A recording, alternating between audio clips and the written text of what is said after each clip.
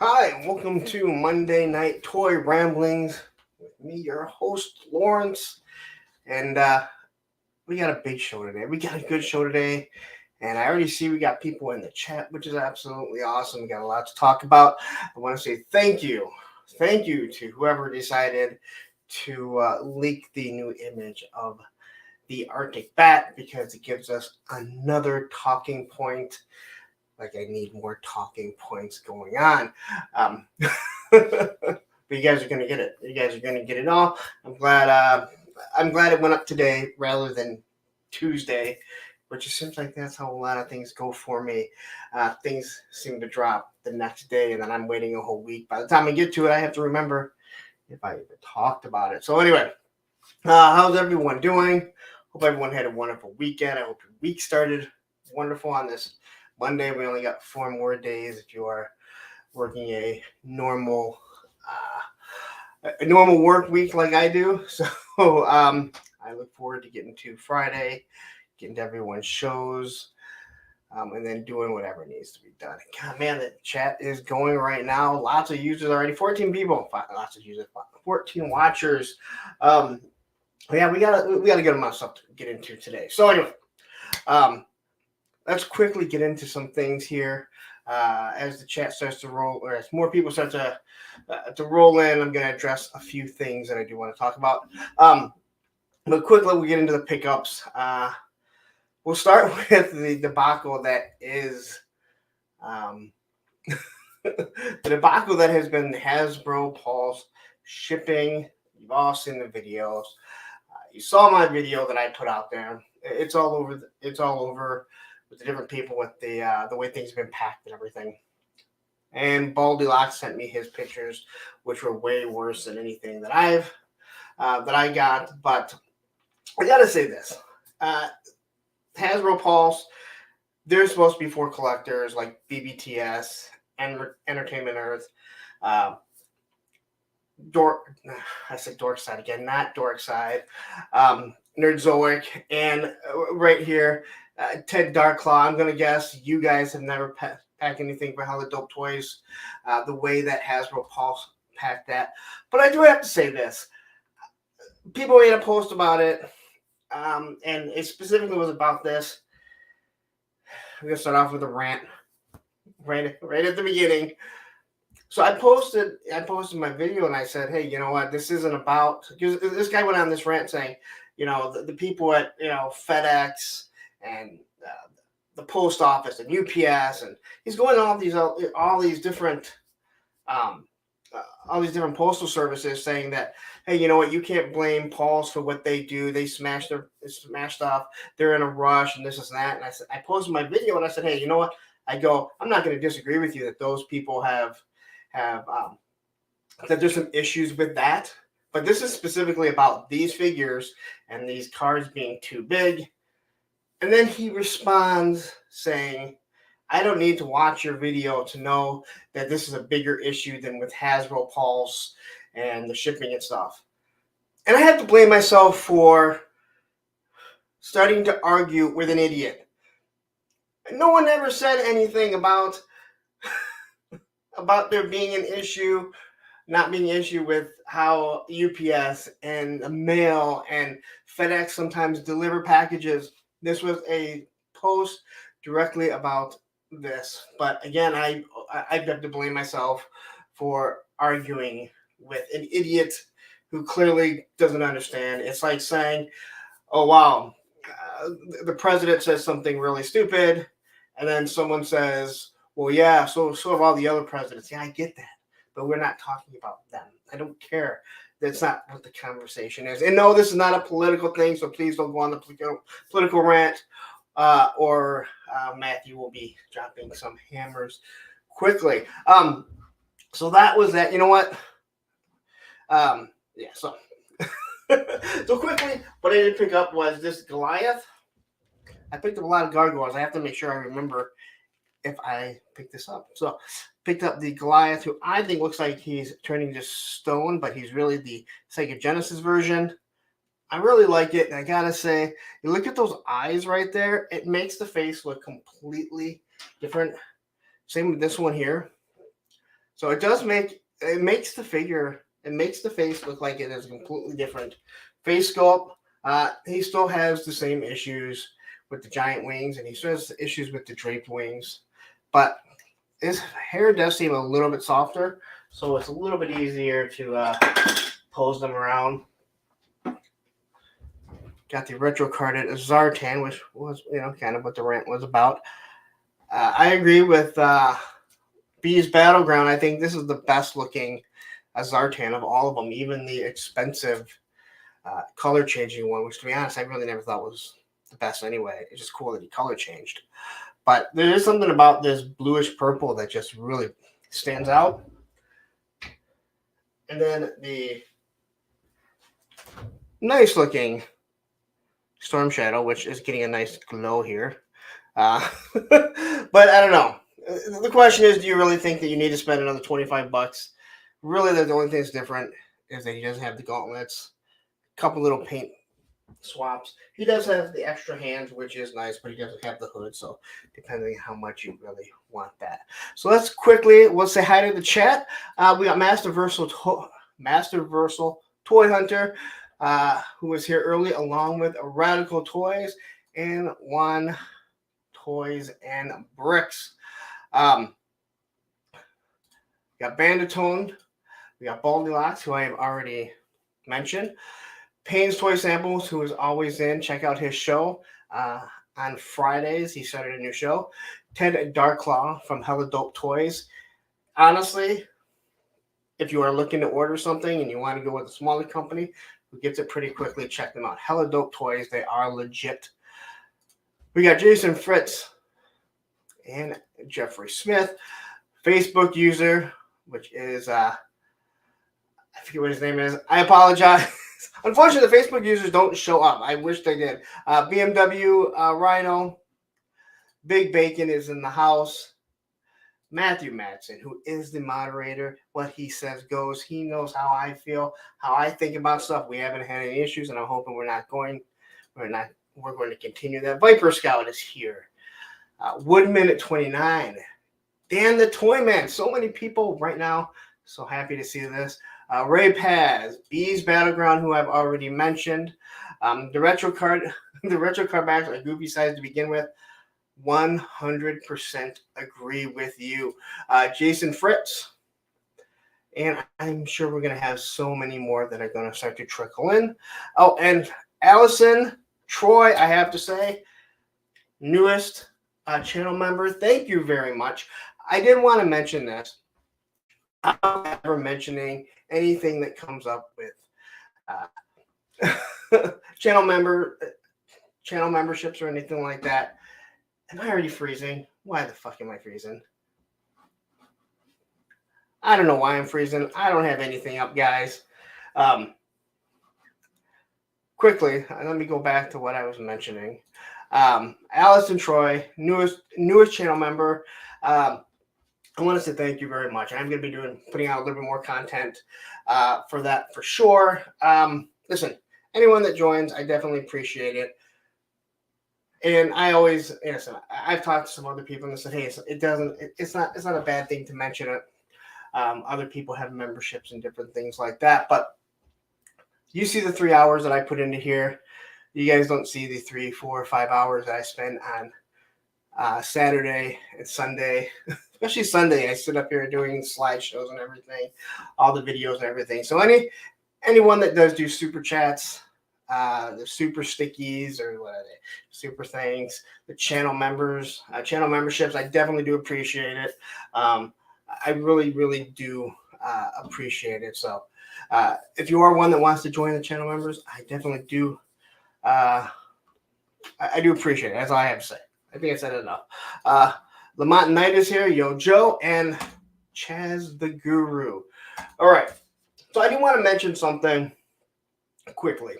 And this is kind of off topic in some ways, but I have to say this. So when I started doing the YouTube channel, I just started doing reviews. And I really never thought that it would get to be the way that it is. To where it's grown. We're close to 2,000 2,000 subscribers. We got the live stream that we do every Monday. It's very consistent, so everyone knows where to come on Monday. And I appreciate every single one of you that's here. And I love interacting with you guys. I never really looked at myself as being a public figure. And it even feels weird to say that, but in many ways I have, because a lot of you guys, you kind of got to know me. But listen, you want to send me a message and talk about toys, you know, what came out, what you got. You want to send me something that, you know, leaked, cool. You want to talk about YouTube. Hey, you know what? How do you do this? How do you do that? Great. Ask me a question about StreamYard. The movie, since we're doing the movie channel, I appreciate it. I love that. But there's got to be a personal distinction, guys. There are some things I don't want messages late at night asking how I'm doing or why if that I'm up. Like, I don't talk to my friends like that. I've talked to Matthew Madsen forever. I don't know his daughter's name. Not that I don't want to know it, but there's a personal point that you get to. And if I start to feel creeped out over messages that are being sent and I'm not responding, it's kind of a hint like, hey, you gotta leave me alone. And if I start feeling creeped out, I don't feel creeped out for myself. I have children here, and I'm not worried about myself. I think you guys can see I'm short, I'm stocky. I can take care of myself. But if I start feeling creeped out, I'm really going to pull away from stuff like that. So please, and this is no one that's in the chat right now. And most of the people that I've interacted with have been absolutely wonderful, but you gotta just keep it very professional. I really do look at this as a professionalism, and eventually we may talk a little bit more, and that's all cool. So anyway, Machine Man says, so I should cancel my Punk with Toys body pillow. I should probably check and see if I have one of them.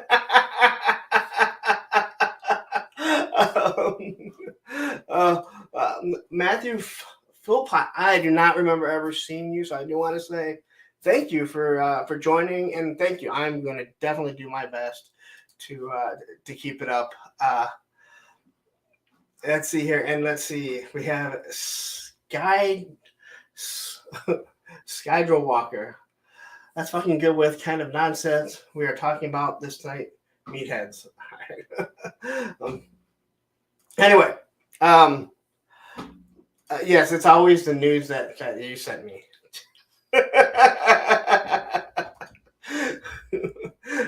Yeah, see, look at this. See, listen, I opened myself up to this. I do get it, but the point just kind of needs to be mentioned. And believe me, it doesn't just go for me. It goes for anyone that's doing this. Again, I never really thought we'd be at this point. I never thought it'd be at this point. I have to say something like this. But again, I feel like I just needed to get it off my chest. So I do want to mention, I saw Guardians of the Galaxy this weekend. And for me, it was my favorite Guardians of the Galaxy, but I'm not a huge fan of theirs. And the only reason why I'm bringing this up is because there is a final battle scene, which I'm not breaking. I'm not like, you all know there's got to be a final battle scene, but people can call out Marvel Legends team when they don't give you accessories, because that final battle scene, there were so many different weapons and accessories that they could have given to the team, that there is no reason why that whole group shouldn't be come with like 5 or 6 different accessories. So Marvel Legends, you need to start giving some people some accessories. They're there. There's no more hiding, especially Groot. A giant Groot. Guy has like 30 guns on him. It's absolutely awesome.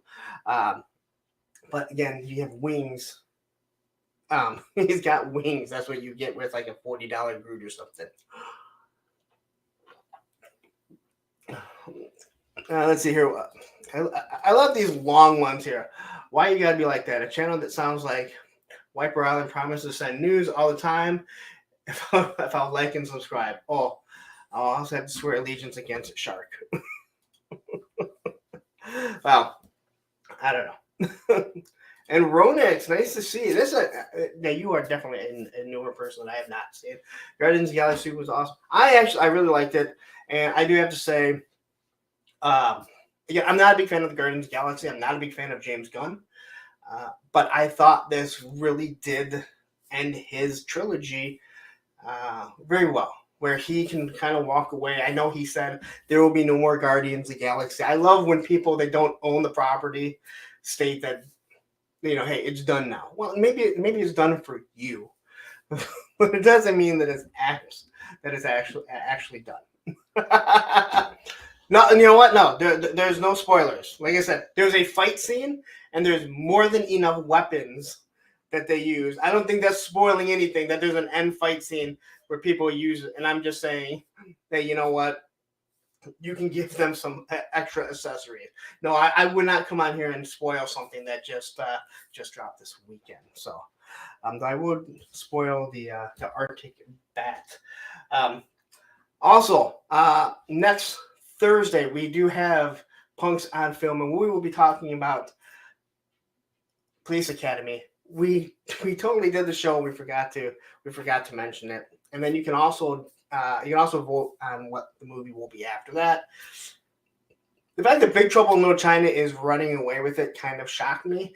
I'm not upset about it, but I'm amazed that it is running away in the poll right now. Hold on. I went to see Guardians 3 this weekend and didn't get to finish it film because someone set off the fire alarm and the damn cinema evacuated. Didn't finish it. What was the movie that what was the last Marvel movie we went to see? Someone had a seizure and we had to leave, and then we had to come back later on to watch it. And we were like over an hour into it, and it was like, I gotta watch the whole damn thing again. But hey, you know what? That's the least of my concern. Just someone obviously had a seizure. They were having a much, much, much worse day than I was. But yeah, so we'll be talking over on Punks on Film next Thursday. So not this Thursday. Next Thursday, Police Academy. We're just going to be talking about it, what's funny about it, what we liked about it. We just totally forgot to mention it. Totally forgot to bring up that that's what we seem to agree on. So, all right. I'm trying to think if there was anything else. I'm just kind of going through my rundown sheet. All right. Let's get into the news. And listen, I'm gonna pat myself on the back one second. You know what? Hold on. Guess who's at the door? Come on, buddy. You need to say hi, huh? All right. Here we go. Let's hide this again. All right. Say hi. Come on. Early on, we're only 18 minutes in. Say hi to everyone. Look at you know it too. You are such a ham right there. You are such a ham. Everyone loves you. Maybe if someone would work on getting some images out there, I could get some shirts and stuff up there. All right, go lay down. Go lay down, bud. All right. So let's add this back to the stream. So if you've been following my Instagram, and again, if you're not following the Instagram, you need to jump over on the Instagram. Punk with Toys. It's pretty easy to figure out. Go over there, like it. And also, don't forget about the Facebook group page, Punks with Toys. I'm the only moderator, admin over there right now. So there's no crap, no political stuff, nothing like that. But I did do this picture. Of course, I think they're out of order, aren't they? I had this one, which it's so easy to cut out GI Joe, cut out the comic. And you can't make them look the exact same. And I am not a photographer. I do this on my iPhone. But I find it fun. And now with this amount of figures that we have, that we can really start to do awesome comic covers. I did the Baroness on top of the Hiss, because I have 3D printed Hisses. I could do it. Which I really enjoyed. And then we got the Zartan The only problem that I hated about this picture was there are just two such grimacing faces with the Zartan and the Gung Ho, and both of these have such stoic faces. That's why I tried tilting Gung Ho's not his hat, his ooh, I don't want to get it wrong. Someone will yell at me. His cover down enough that you couldn't see it, and then I had to tilt up the I don't know, the loincloth or whatever. I don't know. Matthew had told me what it's called on Zartan because I wanted to get his green eye. So listen, I just got to pat myself on the back. I liked it. I was happy with how they came out. So. And also, while we're at this, 47 people watching, hit that like button. Listen, 49 people. So we should have 49 likes right now. We should have more, let's be honest. All right. So let's get into Mezco. So even though I don't really collect Marvel Legends, and I don't even have any Mezcos yet, something like this comes out as a smaller company. So I do like to cover their one-offs. So here is this Iron Man. Mezco makes it look so awesome, as I do with everything. I'm just not a fan of this style of Iron Man, but I know people absolutely love it. And you're not going to have any soft goods because he is Iron Man. But they do such a good job of showing off everything. I get features that light up, the arc reactor function. So that's really cool. And also, just so you guys know, this is going to be a pretty Star Wars heavy stream because there was May the 4th. Again, like this stuff, it just looks really cool. So if you're into Mezco, this is definitely something to pick up. Like I said, I'm still waiting to get that Destro, but I ordered through BBTS, so it's going to be a little bit longer. Let's see. Allison says Mezco does such a better job than Hasbro. Well, for 4 times as much, I do. I hope that they do. It's not a real fair comparison. I will give you that, but in their shots just look absolutely awesome. Of course, then you get the figure and like I have to do the shots like that. These actually look more like he's getting shot rather than he's actually shooting. So, and let's see. Ray Pass says to add to the drama, it's not the whole theme though. You know what? Sorry, I must have missed something. Mezco the Crow is the only one I have, but it's amazing. I have heard nothing but good things about that Crow, and I don't have it obviously, but it is one that I was tempted to pick up, but they're just so expensive that for me, I have to pick the pick the right thing if I'm going to get it. So here he is with the unmasked head. I think this looks awesome. I mean, you can't complain about this, in my opinion. I guess anyone can complain about anything. And I want to say hi to Arthur English. Good evening to everyone in this room. I don't believe you've ever been here. I know you and I have communicated. I've seen you on the Facebook page. We're friends on Facebook too. So, but yeah, great to have you. Great to have you on board.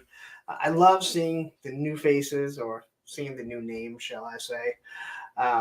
Matthew says that the Mezco Destro is shipping now. If your orders through Mezco, they're out. If someone else, they're coming very soon. Yes. Just not soon enough to where I want it in my hand right now. I see other non-GI Joe collectors have it, and I have only myself to blame. But all my other stuff is coming through Mezco, so. Here's everything it comes with. You have the unmasked head, the head. And then here's the other accessories. Whew, some of these look like they might be sexual toys. We're just gonna leave that to some other people that may talk. But I gotta say, some of these may be crossing that line. Let's see. Ronan Jim says I have to track that Mezco Crow down for my daughter. The Crow was supposed to take place in Detroit, right? It didn't. So I'm going to get the superpowers really quick. I do not collect the superpowers. I know there are other shows that definitely do talk about superpowers. And listen, there's not too much to talk about. And I figure so many people really like these because they're expensive that we're going to hit on them. So you do have the invisible jet. I can't even see it here. It's like a, it's kind of like getting Stalker. You can't even find him because he's camouflaged. So you have the back. It's going to kind of show you. It does have a little grappling hook down. That's pretty cool. I guess they have to put it in. It looks like it's a red color, so you can grab it. But I know some people are upset that they're a little out of scale with the original.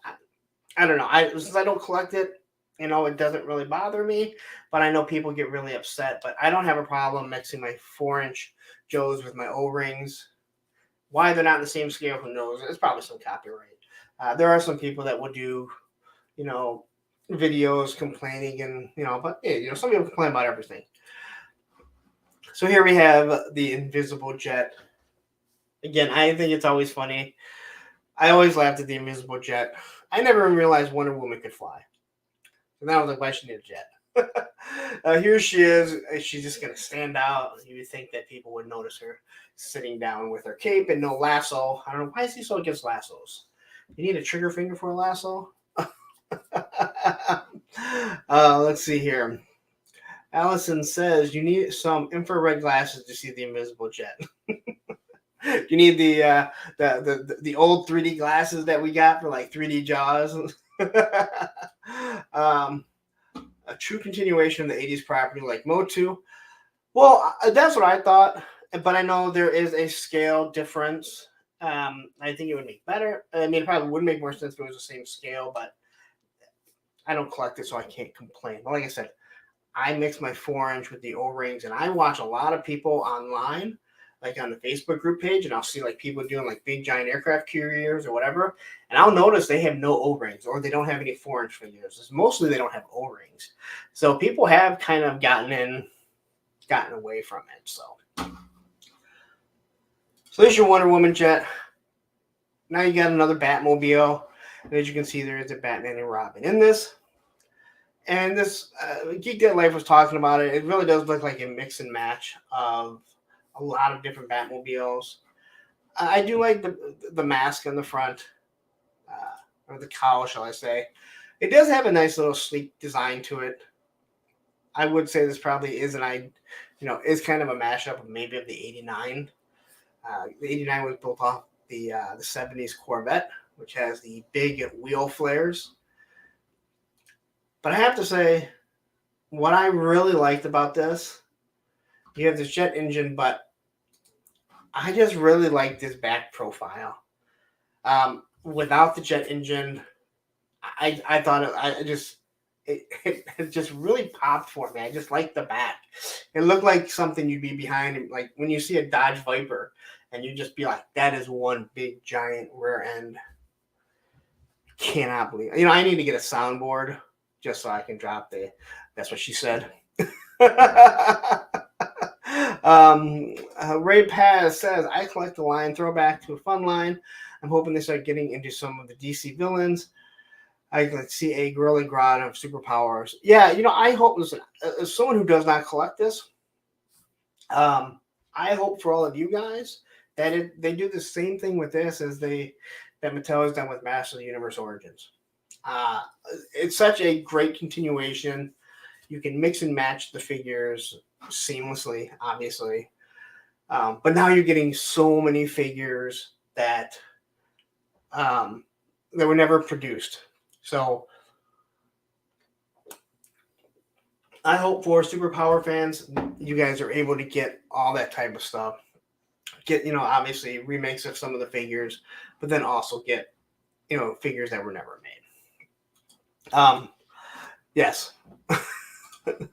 Batmobile got back. Yes, it does, James Lucas. We got Sir Mix-a-Lot proves to that. See, I'm glad I'm not the only one that sees it, or maybe I'm just the one that pointed it out. So you have Batman. You got your soft goods cape, which is actually pretty cool. But it would be cool, like maybe if they gave him like a Batarang. I know it'd be a little bit different, but that's kind of one of my issues with like the Moto Origins. Every figure should have two of the thumb wrestling hands. I don't want the open ugly hand. Then you have your Robin. Has a cool little R on it. Again, cloth cape. I know there's other people that do better capes that I hear about that cost as much as the figure, but there's people buy a bow and arrow for Storm Shadow that costs more than the actual figure. Speaking of things that cost more, where is Tony Romo been? He must be on a schedule that he's working 24-hour shifts while we're doing this. So you have this Wonder Woman. I heard some people talk about how they think it looks really good. I don't know. I think that face is pretty ugly, but I mean, I don't know. I thought it'd be easy to do a. You think it'd be easy to do like a cartoon accurate face? I don't know. This looks like a really big jaw, and I'm not a fan of it. I'm not a fan of the blue cape either. I don't remember her having capes like that. You would think that she should have the lasso of truth. Lone Dragon says she stands up, pulls her pants up, and walks by. So I hope I noticed you didn't wash your hands. You know what? Listen, there's nothing worse than piss hands. You see someone with piss hands at the gym. Like, dude, stop and wash your hands, all right? You're walking over there, boom. Hey. Ellison says, this is a lazy repaint, Todd. Have you met Todd yet? Listen, Uncle Todd is always doing the repaints.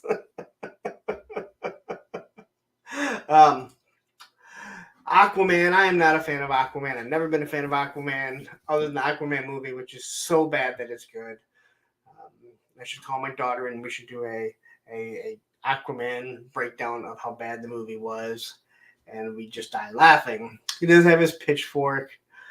Again, these things are $12, so I'm not gonna be too mad about it, considering there's more plastic. Technically, there's more articulation than what a Super 7 reaction is. I did throw this picture in here because it just looks like he's riding the pitchfork like people would ride those like fake little horses. Wrestling fans, Chavo Guerrero. Anyone remember when Chavo Guerrero used to run around on that little that horse with the stick? That's what I see. It looks like he's riding this rather than holding the trident. So I did find that amusing. So that's why I had to throw that in there. Wet Thor. Nope. No. Thor is. Listen.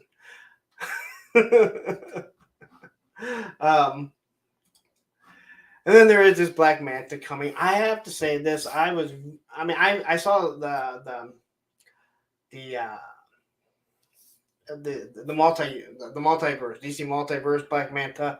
I think Black Manta is such a cool looking figure. Again, growing up, I always thought he was like this alien with this shaped head, and then you realize it's not. But I just think that this is really such a cool looking character. I could definitely find myself just picking this figure up just because he looks cool.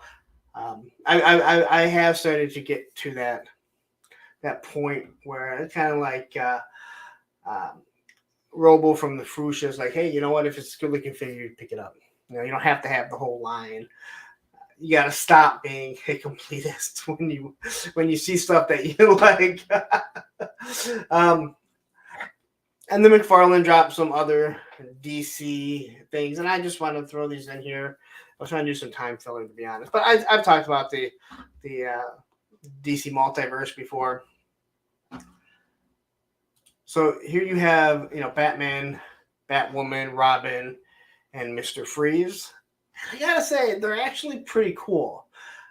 This is something that you could probably pick up and work into your AWOC figures, depending on how they scale. But I do think they look pretty cool.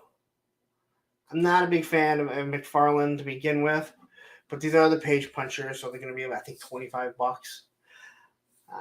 Batman with some, prehistoric weapons, but you can clearly tell that it's Batman. Obviously, with the bat symbol there. Here's everything that he comes with. And he comes with this card and his stand, which are probably the worst stands.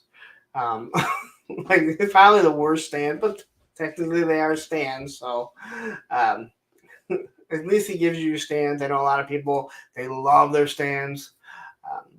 Here is the Batwoman, Batgirl. Again, she looks pretty cool. Not a lot of armor on these people, so they're, I can't imagine they're going to survive many battles. Here's everything she comes with. I love grappling hooks. I think the grappling hooks are just cool. Anytime you get a grappling hook. Then she got her 2 little tomahawks, and at least they are different.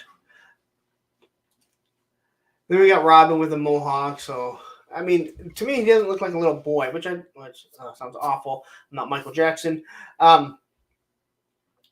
I think he actually looks pretty cool. You do have a mohawk. You can do some punk shit with this if you wanted to, I guess. So Robin looks cool.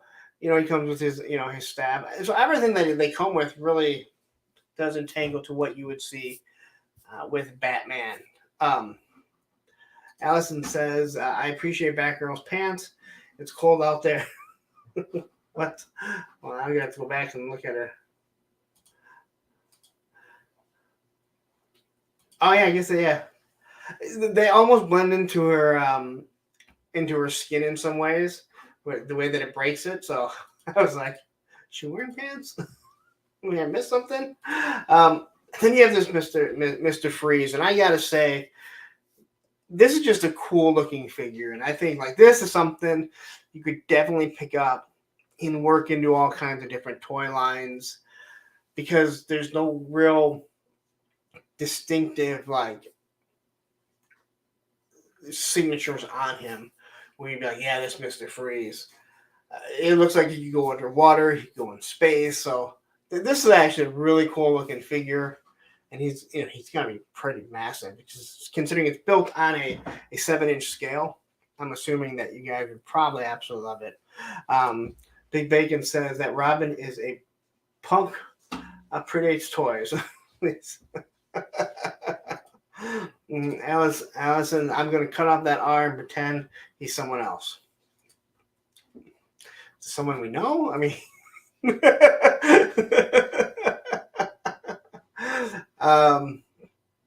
Lone Dragon, it says Batgirl looks cool too. Hard pass on the Robin though. And yeah, so Matthew agrees Mr. Freeze looks awesome, but I haven't seen one that doesn't need a repaint. All right. And then he comes with his freeze gun, which again, this could be used for so many things. It could be used for an aqua gun, a space gun. What's a space gun? Just making stuff up at this point. And he's got this, a crappy stand, like I said. But he's probably got big, giant feet that he probably doesn't need a stand. Like most figures don't need stands. Although these ones are kind of bulky and heavy at the top. All right. So let's see here. I'm just quickly looking what. All right, so we got ramen toys here, and we talked about this a little bit earlier last week. And this is the mask Condor that they're doing. So this is an actual in-scale comparison. It's a little bit bigger, but you can tell that it's not going to be to a 4-inch scale or a 3.75 scale. But this probably scales a little bit better, and we'll see it against some other vehicles. Here it is with the wings open. You can see the figure. So if you like Mask, it sounds like he's going to try and do a bunch of Mask stuff. Now, whether or not that will continue because of who owns the Mask line, is a whole other thing. Now, obviously, he does not call it Mask. I forget what this is actually called. But yeah, so if you are into this is definitely something to try and pick up. It is kind of pricey. Here's a top view of it. Here we have it against, I forget what the name of the helicopter was, but you can see the scale. I think it looks pretty good. But of course, if he does more of these, they're all going to scale a little bit bigger. And I think this thing runs like 175. It's not cheap. It's definitely not cheap. But the stuff that he puts into this, I gotta say, let's see here. I'm looking through some of these the comments here. Is that called the Condor? Yeah, the Thunderhawk. I don't know my mask names, that's for sure. But yeah, these things look really cool. I mean, I'm really into it. So I will send tracking once I get. Okay, so you must be talking to something. All right, this is why reading the chat while doing a show isn't the easiest thing in the world. And here it is against the big semi, which again, I think it looks pretty cool. I think seeing the semi, if they do this, what he could do with that will make it look absolutely awesome. Okay, so Viper Scout says it is the Switchblade. That's right. Like, I remember them when someone says them, but I can't remember any of them. And Rich Murphy, how are you doing? Glad you could join us. I love seeing everyone in the chat.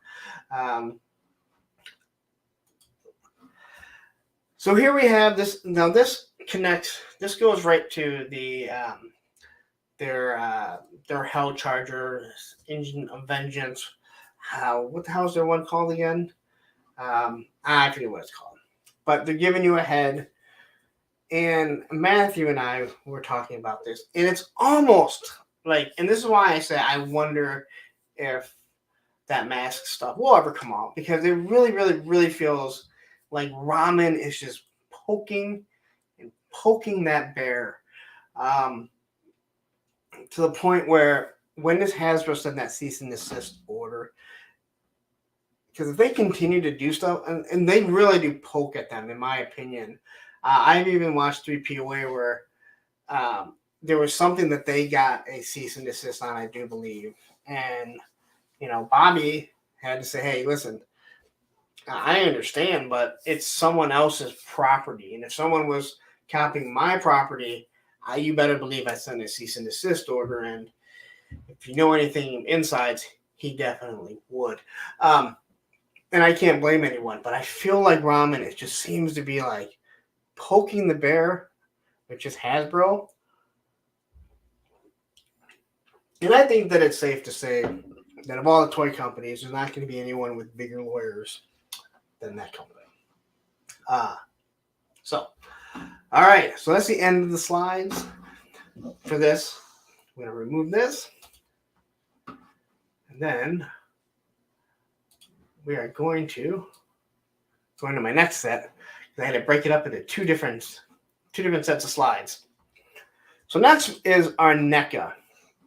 Now, I saw the price of this, and I didn't realize it was going to be so damn pricey. But this is from The Thing. This is the dog that gets transformed. This thing runs like $60. The dog looks decent. You can tell there's not a lot of posability to it. But you can also see there's a lot of accessories that are going to change this dog. There's Tony Romo. I may be late, but I'm on shift and still here, Primo. What's up, Ramblers? Let's get rambling. I was asking about you, and I ask my daughter every day if she's worked on a shirt, because I know that you will buy at least one when I'm done, right? And she still hasn't done it yet. Matthew says the neck is so disappointing. The dog is not articulated at all, and it's gross. Well, I think it's supposed to be gross, but for the price point, that's what I mean. I was really, really shocked. So this thing's just like they keep adding stuff. I actually had to stop doing slides because I agree. I was kind of grossed out by it. I'm actually grossed out by anything that resembles a spider. So you can better believe that this thing would not be in my house. And we don't hurt little doggies. We love our doggies. Matter of fact, speaking of spiders, has anyone seen the video of that tarantula eating that cockroach And the fact that those things make noises like a 1968 Charger with a big 4-barrel. Oh my god. Ugh. Now, how you people that live out in Arizona and New Mexico, how do you deal with that stuff? Ugh. All right. And here's the thing. I mean, it's just all over. It's been a long time since I've seen the thing. Since the Spider Gremlin was 60. Well, yeah, I just saw this, and maybe it was posted wrong. Maybe it was posted wrong, but yeah. I keep seeing the Gremlin Spider at Target, and I keep passing on it. I kind of want it. Palpatine, yes, another channel member. Thank you very much. He says good morning, because where he's at, it is not 9 p.m., or shall I say, almost 10 p.m. So this is everything that this thing comes with. I don't know. Is it a different thing for? I don't know exactly how this thing goes. But yeah, I mean, I like stuff that poses. So, and I like dogs that pose, or else I'd order the Super 7 Snake Eyes with timber with no articulation. And then there's this. I really like the movie Prey. Let's be honest, the sequels to most of the Predators have not been all that great. Public it's 9, so you are exactly 12 hours behind me. So I can know when we communicate. People have been definitely asking for this. I mean, if you ever listened to Toy Anxiety when they do their sad comments, which is maybe the best toy internet segment of the week. They play the music, they do it, and there's so many people that complain about the turtles. They had it where people were just going all off about how many turtles there have been. You know, what about us? We don't have any predators. What do you mean? Like, there's so many damn predators and aliens. Like, there's no shortage. Like, NECA is not shorting anyone for turtles. It's not like us Joe fans who have to watch Star Wars get streams and Marvel Legends get streams and everyone else gets streams while we're going, hey, remember us? Everything that we buy is all profit for you. But this thing does look pretty badass. It's only like $37, I believe. But yeah, when you start going through everything that you're going to get, you get the shield. So I do have to say this. There's another thing that I want to say quickly. I mentioned earlier about the like the revenue stream with like channel memberships and different things like this. If anyone is ordering from Entertainment Earth, whether it's from me, from Toy Habits, from Geek Dead Life, or so many other ones, everyone seems to have a code. If you're ordering from Entertainment Earth, you better be ordering from someone just to help support someone's channel, because it doesn't cost you guys anything. Just keep that in mind.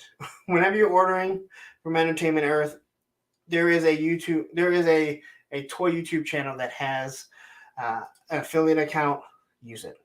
Again, it doesn't have to be mine. It can be someone else's. Just help support the channels. Here he is with this mask. Now, I'm not a big fan of the mask, but this Arnold is one ugly motherfucker. And this guy, I mean, he makes the original Predator look like a beauty queen. This thing is ugly as shit. What I do laugh about is that he's like this, not archaic one, but he's like from that time. So he has like less armor and stuff. But they are from another planet. So they probably wouldn't be as far behind as everyone else is. So they really don't need to match up with that time frame. But again, I thought Prey was a really good movie for the most part. And you can't say that about a lot of the Predator movies. Some of them have been fun, but have they been good? That's a whole nother story. So here's everything that he comes with. NECA gives you the quantity of hands, different faces, the mask, so many different things. So again, this is what you're getting for $37 compared to what Super 7 will give you for $55. And you don't know if it's going to look like it's supposed to. So let's get into Star Wars here. We'll try and scroll through this fairly quickly. But May the 4th did come out. And let's be honest, there was a lot of stuff that was dropped. You know, not everyone loves Star Wars, the Star Wars toys, but some of them are pretty sweet, I have to admit. So let's get into Darth Malagus, is it? Now, I'm just gonna say the Star Wars team really went out on doing soft goods with these, which I think is really nice. They really need to do just plastic capes like this here. I mean, now this is a good figure anyway. Bought it for $8 anyway. They kind of suck. I'm glad that there's not a lot of capes in GI Joe, and the capes that we have had, like the Supreme Cobra Commander and Serpentor, they're soft goods because, man, they could be really, really bad. But I couldn't even imagine having this guy with a plastic cape. He looks so bad. So it is nice that Star Wars is doing that, considering they give you so few accessories. SC Palpatine here says, why can't Hasbro give this much accessories like NECA, and the pricing are almost the same now? You know, it's, again, you can reuse a lot of stuff. That's where things, and if you watched at the beginning, I talked about Guardians of the Galaxy and seeing it. Like, there was a plethora of weapons that you can give just using the end scene for the Guardians figures. There's no reason why you can't find weapons or accessories to give these guys. And most of them are going to reuse anyway. Now, I mentioned, I think this guy will make an awesome general for my Serpentor. Because, again, Serpentor, in my mind, has a different faction, the Coil. And unfortunately, some of his Coil members are leaving as I'm getting less and less Valiverse figures, and I'm even so lost on my Valiverse figures because I'm just not a huge fan of them. So I'm going to need someone to be a general, someone to be in charge. And this guy, no matter how, he just kind of looks badass. But he is pretty damn expensive. I think he's like the $35 price point. Now, you do get the soft good capes. You get this sweet-looking mask. The head sculpt is really nice. I'm not a fan of lightsabers when they start changing things around like this. But, yeah, I'm just not a huge... Now, I have to say that I do find doing a kick pose, and I'm assuming this is just to show you how well he stands, but I laughed seeing like a kick pose because I just don't expect it from a Star Wars figure. And I know that there have been kicks in Star Wars, but every time I see this one, it makes me laugh. And listen, Super 7 loads up their stuff. They just give you really poor articulation. You don't know what you're going to get. The product seems to be pretty shoddy. Hopefully it changes for everyone that collects them. But I'm just not a huge fan of this. Dan the Toy Man says this guy is from Video Game of Star Wars: The Old Republic. Yes. But I think he looks awesome. I think he looks absolutely amazing. You can take the mask off. So you're going to give him a different feel. And again, I think just the cloth cape just really does help out. Now, again, here's all the accessories that he's getting. So he gets a mask and his lightsaber.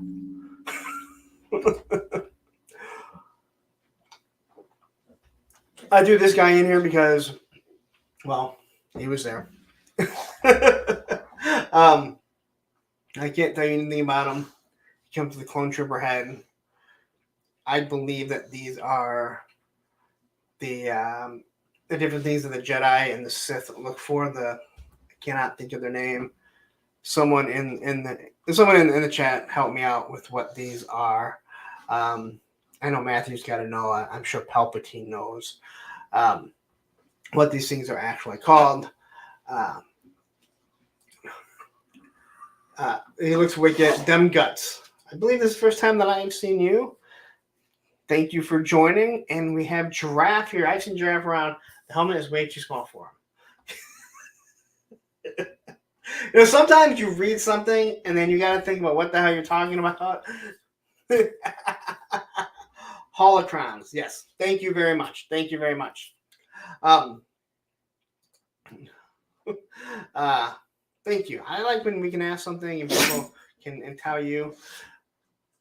Here, to me, like I see this and it looks like he's playing Dungeons and Dragons. So maybe he can be part of your Dungeons and Dragons line. But it looks like he's about ready to roll some dice here. Now, here's the Mandalorian. People are absolutely in love with this figure. I do think he looks really nice. I wouldn't mind picking this up. I think the Mandalorian is just... He really has such a nice, sleek look because he's mostly that silver or gray. But they actually did kind of give this one a good amount of stuff. He's got a black... he has the dark saber, which, again... You can get him for $8 right here.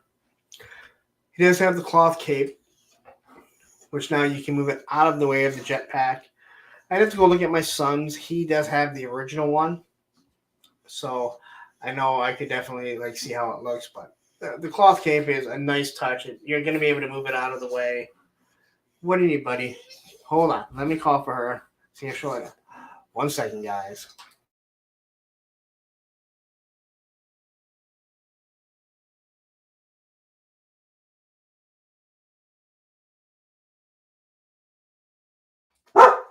There. All right. Thank you. Oh, wait a minute. Wait. Cobra Law cannot come in. The first thing he says, use Star Wars. So anyway, I do like this. I could see myself picking up some Star Wars Black Series stuff. Again, I'm not a huge fan of it. I obviously do have a couple things, but this stuff ends up on clearance so quickly. So wait, Cobra Commander and Cobra Law show up right around the same time. Where is Commander of Cobra? You guys are like a trio, right? You guys are all like pointing at each other like that Spider-Man meme that goes on. Palpatine says the Mandalorian is an all-new sculpt from ground up. This is screen accurate now. I have a feeling that Palpatine was really happy about that live stream that was going on, weren't you? But again, I do like this figure. I think it does look nice. Here we get a Wicket, which will probably be a $25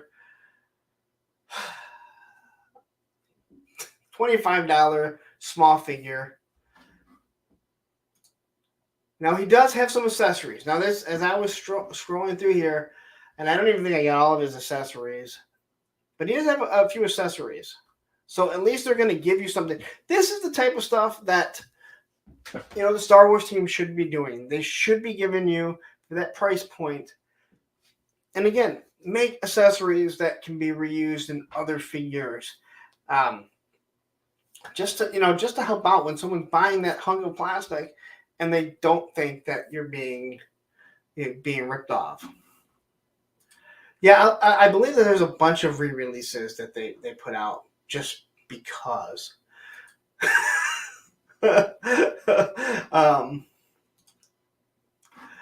Here's your Grievous with 4 lightsabers. Again, so this is good that they do a Grievous. He's going to be a big hunk of plastic. They give him 4 lightsabers. Something that he needs. Obviously, he has accessories that, you can use. You can break it down so he either has all 4 arms or he just has 2 arms. So this could be a good figure, or this could be a bad figure.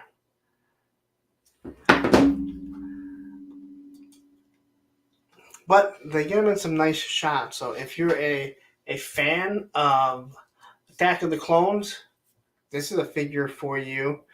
Again, I don't know how many Grievouses they've done. I don't know if this is a repaint. But yeah. So here's everything that he comes with. You can see how the arms break down. And then you have, I forget the name of this figure. I actually like this figure and the way it looks. This is another thing that you could pick up and use. Let's say you do have a Serpentor faction and you want your own version of the Bat. Well, here you go. This is this would be perfect. Cobra Law says Grievous doesn't stand. Well, he doesn't need to. He's got lots of hands. He can just lay over with it. Quickly, I missed Grievous last time. I probably paid $35 for him, and that saddens me. Well, don't you have a place that you can get him? Ted Darklaw. If you don't know, Ted Darklaw runs Hella Dope Toys. Again, another place that if you are looking for quick shipping, they will pack up and ship out the next day if it is in stock. So, and I've looked at the prices, and the prices are what they're supposed to be. They're not overpriced. So check them out. I feel like a show, just kind of pushing them, but hey, good guys, and they're pushing their stuff out. Here he is without the cloth. Again, they're showing more cloth capes, so again, they are doing some good stuff. This pose was just kind of funny to me. I thought that the fingers looked kind of funny, so I had to kind of laugh about that. Stormtrooper, as you can see, they got a nice running pose. Now, I did put these in for a reason because, this is a Clone Trooper. Now, is this the one that has the floating kneecaps? I know the other ones do. So there are floating kneecaps on some of the other Stormtroopers, and we'll get to that. This is the only picture I have of the Ahsoka. This is from the Clone Wars cartoon, I believe, or the movie, which honestly wasn't the greatest movie. And she was really annoying back then. As great of a character she has become, was not a really good start. But they made her much better. And Ted Darklaw says, I gotta stop getting high off my supply. You know what? That would be that would be hard. Honestly, that would be. Here's the Chewbacca. Now, I've heard some people kind of complain about this, saying that he's too thin. I don't know what Star Wars you guys have watched, but Chewbacca's always been just thin and lanky and really tall. Look at the guy that played him. So I'm not sure why people are so upset about this. This is not black. Chrysanta now. They had to drop the black. But he's not big and bulky. He's just always been tall and very lanky. It really had nothing to do with how strong he was. And if I remember correctly, he was always supposed to be one of the smaller Wookiees compared to the other Wookiees. So, I mean, is he too thin? When I looked at it, I thought this is similar to how Chewbacca actually looked. Yeah, so Palpatine. I mean, seriously, if Palpatine is agreeing, yes, Chewie's always been lanky. So I don't. People have been complaining about this, and I don't see it at all. As man said, I love Ahsoka. I need to re-release of the blue suit Clone Wars version. I'll take the younger one too, though. There's a lot of comments coming through. Let's see. Juan Toy says Wookiee on a dice. I think he looks exactly. Tony Romo says accurate Chewbacca. Again, this is a customizer. He's probably taking bigger Chewies and shaving them down. Maybe some of you are thinking of the power of the Force Chewbacca that was really not just in the gym, but he was on steroids. As a matter of fact, I think that Power of the Force one came with a needle sticking out his ass. And Grayson's Motions. What's up, bro? I don't remember seeing you ever, so I want to say welcome. Matthew will probably correct me and be like, yeah, he was in here before, or nope, he was. Let's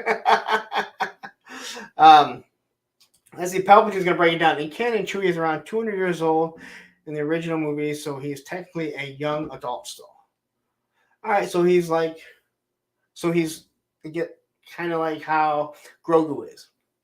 They're a species lives a long time.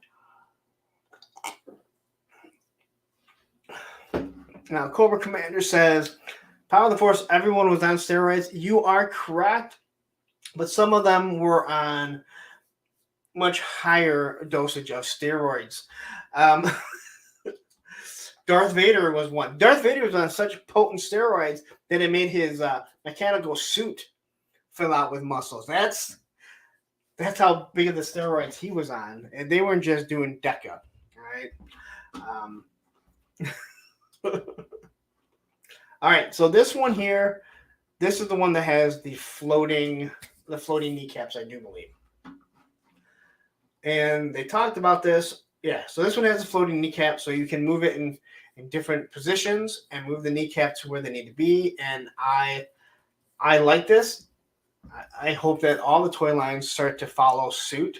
It feels like with some of the stuff going through this with the soft goods, that the Star Wars team is really looking, going, we are way behind. People are not happy with us. They're not happy with what we're putting out. We need to start changing some stuff. So maybe this is going to be it. Maybe the soft goods is their way, because there's a lot of capes and stuff. Action Figs is in. Howdy Punk and the rest of the chat. Thank you for joining. And I did not say hi to DJ Fevish yet. But yeah, so I do like this. It's a good idea. I mean, the Star Wars team really, really needs to step their game up. And I think, even though I don't collect it, I think they did a really good job with a lot of stuff that we're seeing here. I'm not even going to talk too much about these. I put them in there because they were shown. I think these are Walmart exclusives. I think I've got through 3 or 4 episodes of the second season of the Bad Batch, and I just kind of got bored with it. These are cool looking colors. You're getting them in some, it looks like you can get some decent poses on them. I know people have pointed this one out and have mentioned that he could be a spirit, not a spirit, but spirit from GI Joe. I guess if you want a space spirit, there you go. With his little guns. Did they not have trigger fingers? I don't think he has trigger fingers. Yeah, there's no trigger fingers, and he's got a gun. So I gotta say, as you collect more and more 6-inch figures, and you have all these trigger fingers, when you go and you try and pose some of the O-ring figures, and you see them without trigger fingers, you're like, oh, it just kind of bothered me. But half of them you can't even pose properly anyway, because you're scared you're gonna break the thumbs. All right. There's another picture of them. So here we have the big head from the Obi-Wan Kenobi series. Now, I like the Obi-Wan Kenobi series. I know a lot of people don't. I absolutely love Ewan McGregor as Obi-Wan. It is my favorite Star Wars figure, even though in 95 I had a Boba Fett license plate that I had for about 10 years. Still have them here, just not on my cars. Grand Inquisitor. He's a must-have. Palpatine, are there any non-must-haves for you? I do like the way this connects in, and again, more soft goods. So, to me, it seems like this is what the Star Wars team is going after. This is their soft goods that they're going after. Because maybe they just cannot put out more accessories. Maybe that is just an edict that has come down from Hasbro that says, hey, the licensing rights is just too expensive. You got to figure out something else. and this is what they're going to do. And if so, as long as you're giving people good sculpts, they might be happy, but the price is just so damn high. And he says, Graf says, I'm glad someone got the Revo lights after that lights. Well, they had one prototype, right? They had to give it to someone. So there's the Revo lightsaber right there. All right. Now, I mentioned that this is the only box that I threw on there, I think. I have mentioned this before. I know people hate the plastic-free packaging, but with Star Wars, we had plastic, had the boxes with vehicles, and this just brings back memories.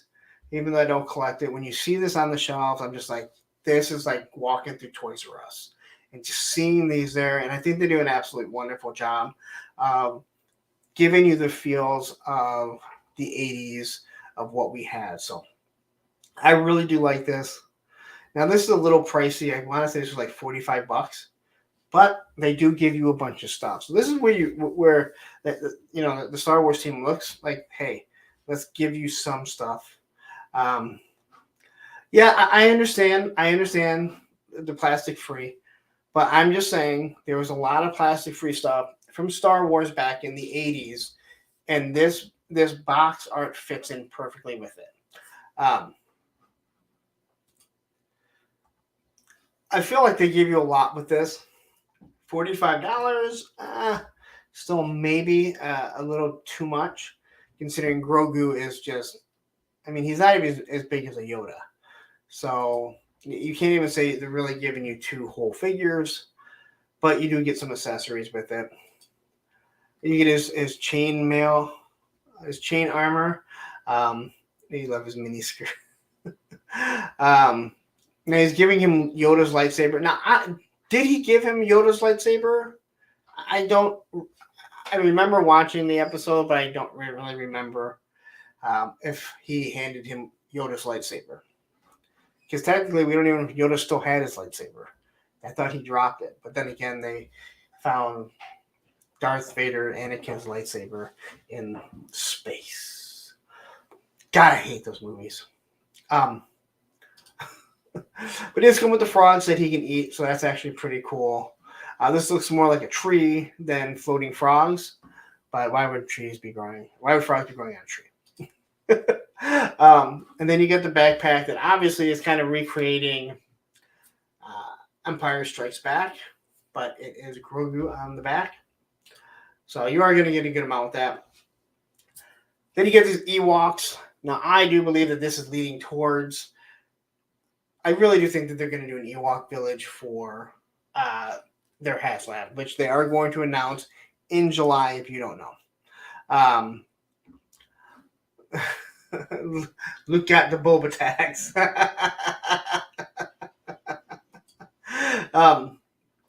So I really do think that this... I do think you're getting an Ewok village. Here's some more Ewoks that you can go with it, because it is for the vintage collection, right? Now, this is from the Ewoks cartoon.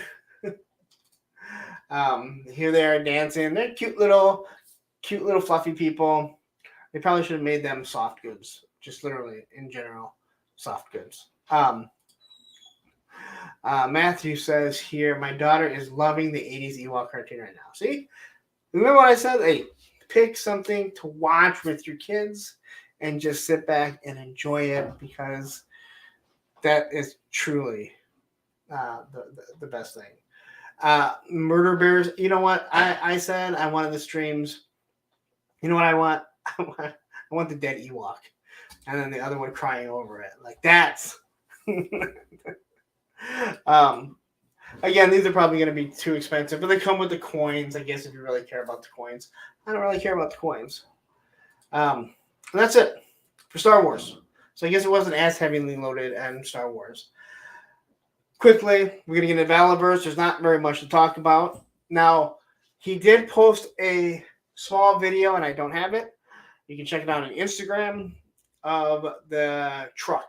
And it has a working winch that I'll probably say that he's the first one to ever do it, but there's been a lot of winches on different GI Joe vehicles. But it is cool that you have a working winch, just like the Wind Raider that has, their hook and stuff. So be really good for action shots. And the pricing will be coming out soon. So this is going to be the Eclipse box. It looks like these are her war braids. So he puts some effort into this. Then it's going to have this red Action Force stand, which honestly I just don't even bother with. But I've kept them all, which is good considering I'm selling the figures. I can package them back up and throw them in there. So this was a screenshot of what we believe is a green swarm trooper. So this will probably be maybe the Action Force points figure, the mail away, or I don't remember how he's going to do it. It'll be another repaint probably. Repaint Central here. I don't know how they're going to do it with the Action Force points, but this is definitely what it looks like. He picked this up and he dropped it off. He dropped it pretty quickly. So this looks like it is a swarm trooper of some sort. Scarab Swarm. That's green. So if you guys are wondering, that's what you're going to get. SC Moondog, you think the Valid vehicle will be under 200? I think it's going to be between 175 and 200 for the base model. It'll have a few things on it with a repainted figure. We actually already kind of mentioned that. And then I think you're going to have accessory packs. So you're going to run from 75 to 100. That's how he's going to keep the price down. I will continue to say it until I am proven different. But yeah, I think that it's going to be around 175 to 200 with it all set up. But yeah, hold on one second. Come on, buddy. I'm not going out. No. If she's showering, you can't. No, you're not doing this. Here's Roman. You know how he is. Has to be all attention. So my opinion, and I've said it before, when he said, hey, you know what? There might be some accessory packs for it. He said it on the stream. I believe that 175 to 200, so he can say, hey, I'm not greedy. You can get this, but if you want to accessorize it, you can get these accessories. They'll probably have 2 or 3 different accessory packs. So then people will buy 2 or 3 different vehicles, so they can have each and every accessory pack. All right. I'm gonna say hi to Astrodamus Toys. Check his show out. He has a lot of fun, and he does long streams. You think I do long streams? Dude, this guy, he must just have like a porta potty. He's just sitting on one of those little johns there or whatever, because he'll go on and on and on forever.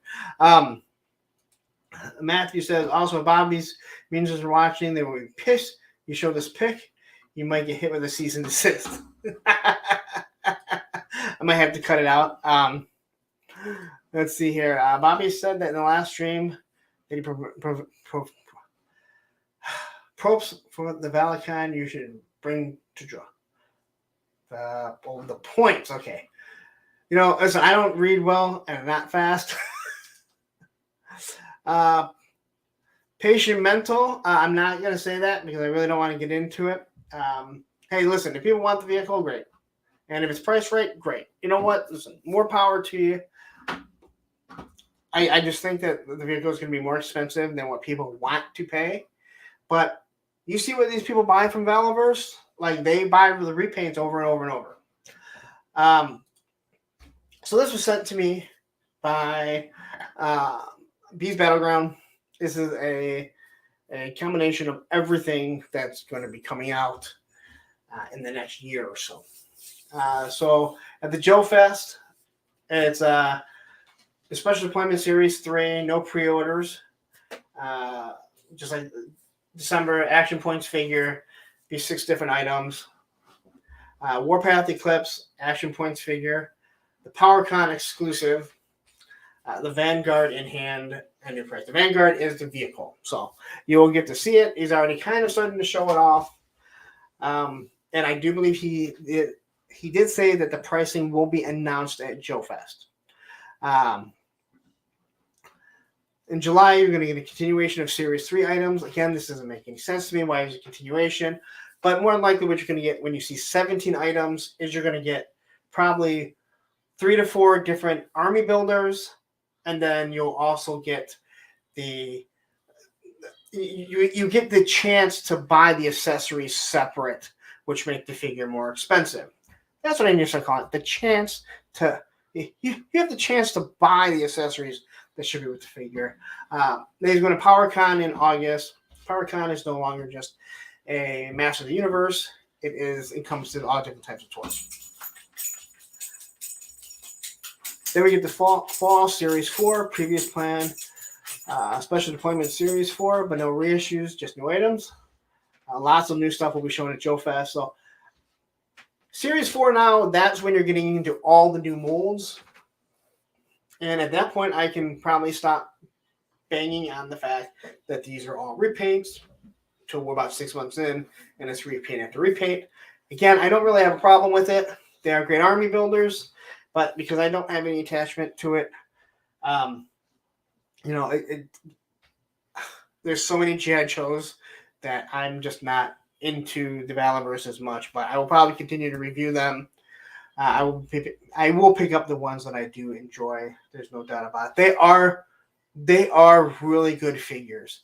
I may bag on the repaints, and believe me, GI Joe does it. We know Motu does it. Everyone does it to keep prices down.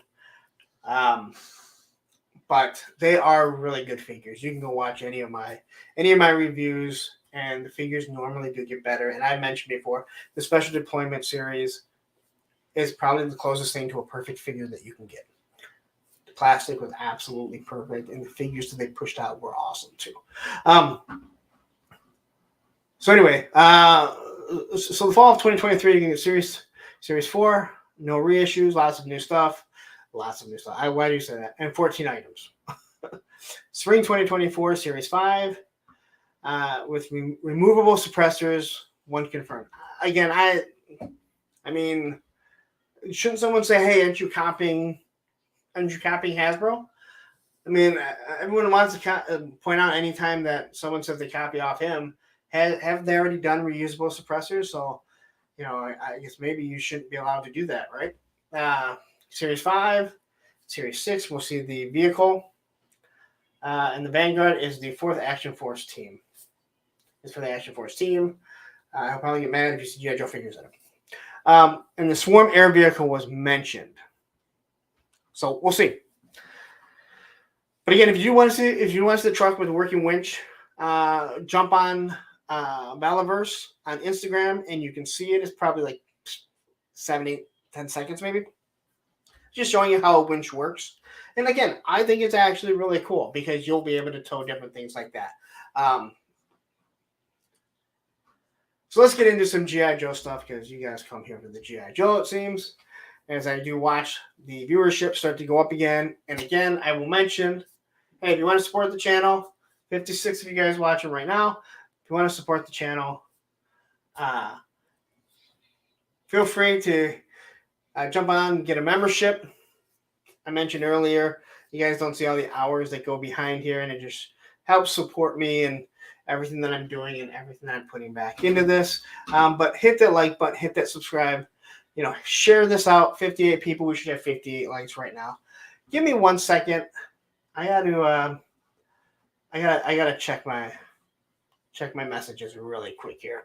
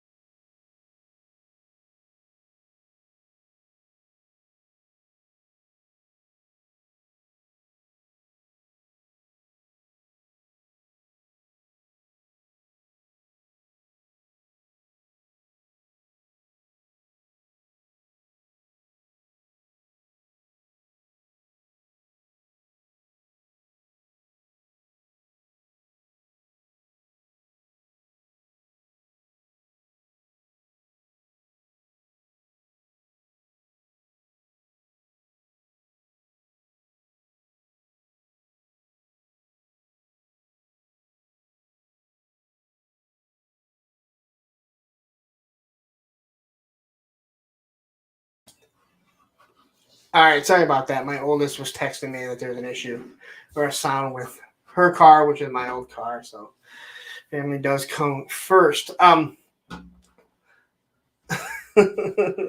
anyway, this is the scrap iron, and God, I am definitely. I wish I would have grabbed who posted it, because I got him on Instagram. If anyone knows where this came from, what was the Instagram user, post it down there, because I should have, and I didn't think about it. So you're seeing exactly how damaged and scarred up this figure, how damaged and scarred up scrap iron is. Max Wheeler, thank you. Thank you for dropping in, watching on the replay. There's going to be a lot of Joe talk, and we're going to really get into what might be the next Haslab. Hopefully we're going to have some. Let's see. Pumpkin's giving me anxiety. Did you find the O-ring Zartan mask? No, I did not. What fell? No. So what fell that I didn't know what it was the backpack was in the Thunder Machine, and when I picked up the Thunder Machine, because I couldn't find the backpack, which was driving me nuts. When I picked up the Thunder Machine and I saw that the backpack was in it, something fell. It was actually one of the guards around the rear wheel. So I found that. It still may be there. I swear I have to go back and watch. I swear I still had the mask. I swear I've had the mask. So I don't know where it's at. Thank you. Now you're gonna have me thinking about that for the next week until I can go downstairs and look all over it for until I eventually forget. But stuff like that drives me nuts because it's my original one. It's not like it's something that I bought. It's something that I've had since I was a kid. Tuning in Eclipse. Hello, everyone in Punk. Hello, good sirs. Nice to see you. I love seeing all you got, man. 54 people right now. I love that the show is growing. I love the community that we have. Again, thank you to everyone. Feel free to send super chats and join the membership. So anyway, scrap iron. I think he looks absolutely awesome. I hope that they can, even if they use soft plastic, I don't have a problem with soft plastic as long as things don't break. But I kind of wish they would go back to what they were doing before. Here he is with the mask on. Now this is all in grayscale. This is going to be so nice. I always know what's coming next because I see what Tony does and his customs, and I'm like, great, that's the next Joe we're getting. And here's another shot of the mask.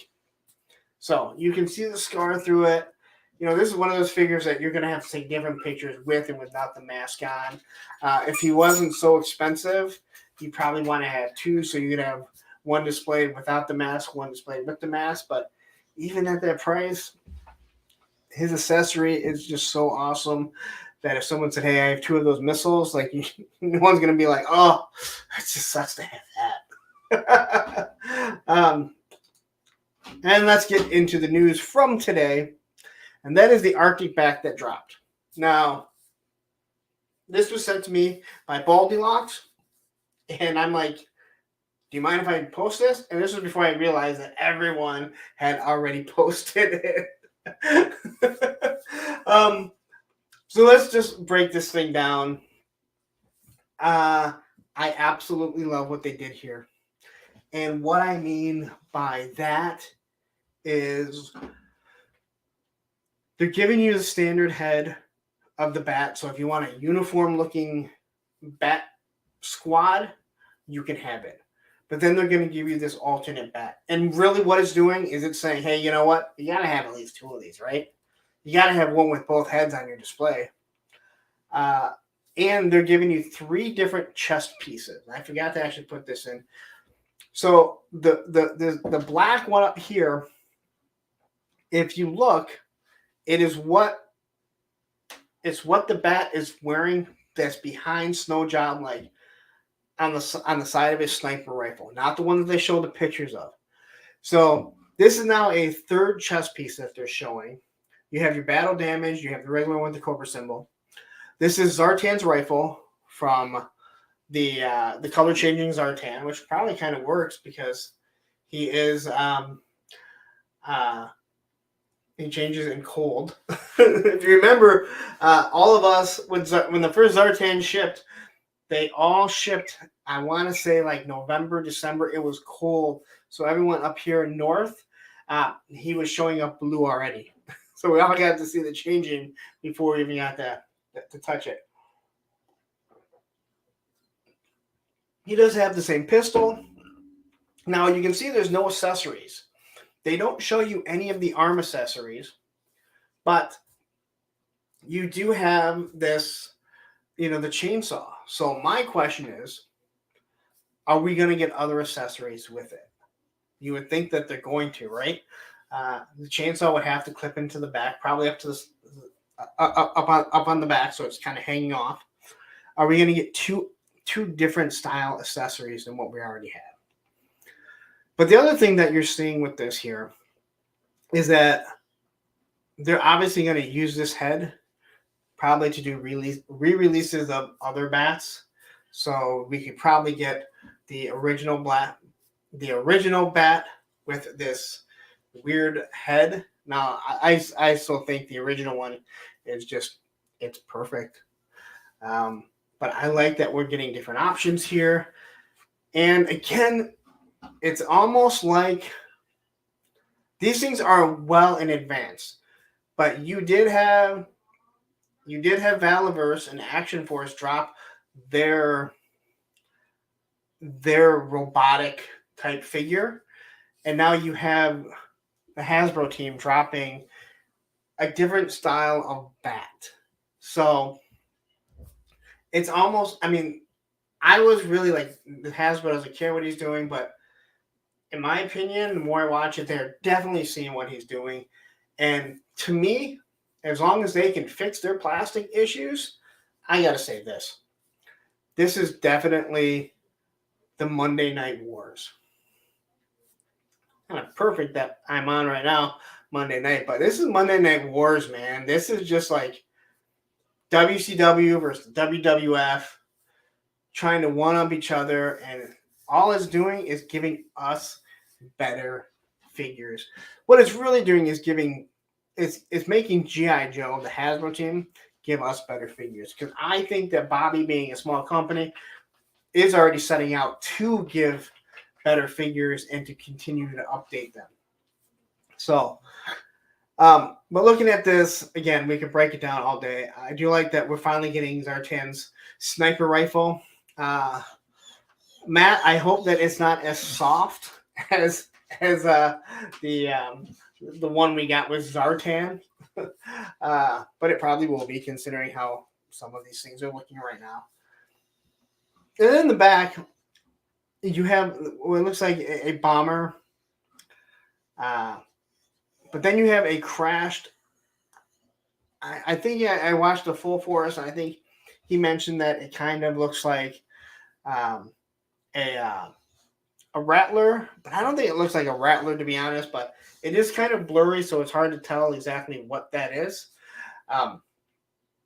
But yeah, I'm not able to find any Easter eggs with this picture. So if anyone has seen any Easter eggs, so Cobra, he says it's a Rattler. It doesn't look like a Rattler, but then again, it's also destroyed and blurry. So, let's see here. Definitely loving these few with dual chainsaws. Listen, because the bat is bigger, you can have some epic fights between the NECA Ash vs. Evil Dead with the chainsaw connected to him versus one of these bats. I'm just saying, it's already there. It's already there. Probably be some pictures that are done. So anyway, this was dropped today. I'm glad that it dropped today rather than tomorrow or snuck out. There'll probably be a whole bunch of stuff that comes up tomorrow just because. Yes, it is the C-130 in the sky, I believe. And I'm just going to say this right now. I'm not even going to try and pronounce that name. Bjorn Jacob. I say I'm not going to try and pronounce it, and then I decide to pronounce it. And actually, really, Bjorn Jacob, I guess it's probably exactly the way that it looks. No, no, no, no, no. Lone Dragon, that's what a few people have said. When I zoomed in on it, I didn't think that it looked like a Rattler. It has a very similar blue color. I didn't think it looked like a Rattler, but a few other people have said it is. So it is too blurry to tell, and obviously the destruction of it. But clearly, did he? I mean, is that something he took out? Is that something, was he flying in? I don't know why the bats would have to fly in a Rattler. All right. So here we have another hint. Well, it's another update of the Haslab His Tank. So I hope that anyone that didn't get the His Tank doesn't tune out now, because I'm sorry. But listen, I'm excited for it. I'm ready for it. I know I've mentioned, I've done videos about how big these things are, but I am ready for this His Tank to be. And so help me God, if it ships and comes in while I'm in Florida, I'm going to be so pissed. Lone Dragon says, I believe the J makes a Y sound. Bjorn Jacob. Yeah, I don't know. I live in the United States, and you've seen our English, and it is fucked up. Either way, I'm happy to have you here. If you can't take a little jab, then you know what? It's not the place for you. But hey, you've been here long enough. I'm willing to bet. So anyway, incoming transition decrypted from Agent Longfellow. Now, I think we have all determined that this is now Quick Kick due to what is said here. So, Agent Longfellow summary: you'd be surprised how far a frozen fudgy bar can get you on Cobra Island. So, it is insinuating that this is going to be Quick Kick. It'll probably come with frozen fudgy bars or something. I brought my way into a patrol. They got me close enough to record part of a conversation between Cobra Commander and Destro about their latest project. We're definitely going to need something powerful to combat this new threat. So in this, they definitely are hinting at, I would assume, another Haslab, but maybe it's just something that is, maybe it's just a vehicle that's going to be, announced that we can get through BBTS. But I think it's hinting towards another Haslab.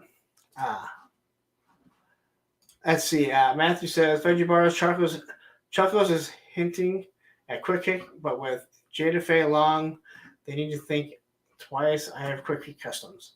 Okay. He says, I'm Norwegian. All good. Hey, you know what? Wonderful to have someone have a Norwegian. I cannot say that I know that we've had anyone from there yet. So welcome to the stream. It is wonderful to have you. You are more than welcome to fuck up the name Punk, but that would be very difficult.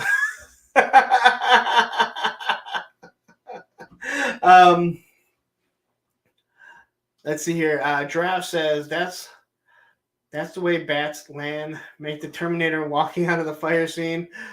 They're overly dramatic. Never program them so you can watch. That actually sounds awesome. Dude, that sounds like, what if that was the beginning of an actual GI Joe movie?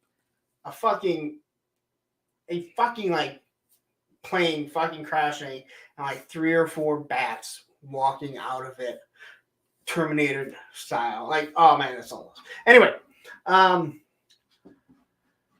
anyway, this pretty much talks, production proceeding as scheduled. I revised my initial plans to utilize our newly unearthed energy source to power the sentries. Unfortunately for our mole rats, the dark energon crystals have proven unstable. The shift to more conventional Mars industry engines will not cause any significant deployment delays. So once again, this is pointing at the mole rats, which really sound like they're probably going to be the Arctic bat, considering that was just leaked. Cobra Commander, excellent when Destro. Will my Hiss fleet be ready to put an end to GI Joe forever? I want to see them beneath the unintelligible until they. Okay. So it's kind of like hinting at different things. Okay. Patience, my dear commander. We've begun field testing already, so that means we're seeing these things out there. Like they are probably testing them. I anticipate further updates in the upcoming months for our partners at Haslab with the full complement ready for deployment in the fall. So I guess it won't be coming on in Florida, which is good. Then GI Joe will be overwhelmed by our superior technology. Nothing will stop us. Oh, I already have 3D printed ones. All right. Are we still talking about Bjorn's name here? Listen, he's our Norwegian friend, right? He's our Norwegian buddy, man. That's all that matters. Backwoods, nice to see you. All right. So this is a good introduction into what I want to talk about, and that is what maybe the next Haslab is going to be for GI Joe. Now, I want to start by saying, I really do have. You would think that this is going to. You would think that this would be shown in Yojo June. My biggest fear is that if it is shown in June, that it's going to step on the toes, and it will cross over to when the Star Wars one starts. Because the Star Wars one is supposed to go up at San Diego Comic-Con in July. Again, this would be Hasbro not understanding that these things are expensive and that there are collectors that collect both lines and that they can't just have everything. So I'm going to kind of get into what I think might be the next Haslab. Now, I'm eliminating any flying vehicles right away. They're not even in the slides. If you want to say Dragonfly, which was rumored, you can go back. I thought the Dragonfly was going to be the Hiss. I did a whole video on it. You can go back and watch that. So if it was a Dragonfly, I definitely wouldn't be upset, especially to get an airborne with it. There also will be no talk of a USS flag. There is not a classified flag coming. Also, there are no Cobra vehicles because clearly the next vehicle has to be a GI Joe Haslab, not a Cobra Haslab. So all these images are courtesy of 3D Joe's. I will try and mention them throughout it. If you've never checked out 3D Joe's, because JoJo.com is no more. Well, I mean, it's still there. 3D Joe's is really the place to go to see any O-ring stuff. Carson does a wonderful job, and none of these pictures have the 3D Joe logo on it, site on it. So I definitely want people to understand, hey, you know what? These all come from there. So I'll try and mention a couple times. 3D Joe's, but check it out. He's already said, hey, you know what? He's told the whole community, use the pictures. That's what they're for.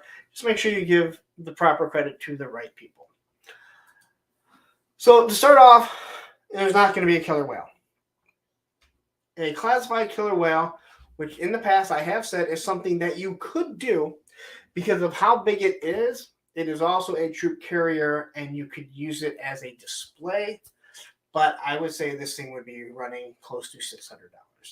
I don't think that we're going to get this at all. Lone Dragon says, I'm down with Dragonfly. Of course, your name is Dragon. If I still get a Wild Bill, he was one of my favorites. I don't think GI Joe. I don't think GI Joe would give you something like the Dragonfly, the hovercraft, without the actual driver. Not like trying to do a Rancor without the Rancor keeper. Hugo, I'm not pronouncing that last name. Hoping it will indeed be a Dragonfly with Wild Bill. Early bird Dragonfly mechanic, tier 1 weapons upgrade, tier 2 blast effects, tier 3 airborne, tier 4 dock with stretcher that fits on the rails. I would absolutely love that. I mean, again, you can go watch my old video that I did before the Hiss came out. I was convinced it was going to be that it was going to be the Dragonfly. I just don't think it's going to be. But I mentioned before, I thought that you could do this, but it'd be super expensive. But you also aren't going to do it as a. It would be used as a display. So I'm already eliminating this in it. So one of the first things that we can look at is the MOBAT. Now, I've said before, I don't think it's going to be in the MOBAT because the MOBAT does not store enough figures on it. Now, if you were to redesign the MOBAT, you'd be completely taking away what the MOBAT was. Now, you were able to redesign the Hiss to have the back open, but there was always space to take off the gun turret to put the figure back there. I don't think you want to redesign a very basic looking tank because there is another tank, and we'll talk about that later on. Now, having a Steeler, I think this would be awesome, but again, I just don't think that would work.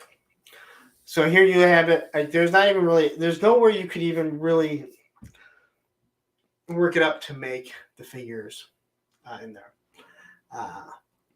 So, I mean, people are already getting to the vamp, saying that'd be a cop-out. I tend to agree, but I don't think that's what we're going to see. Anthony says, I made a Steeler, so, you know. All right. So, put the vamp in here. Now, I want to say this. All these small Jeeps that I will be discussing, I'm not dragging them with you. The Mauler is way better.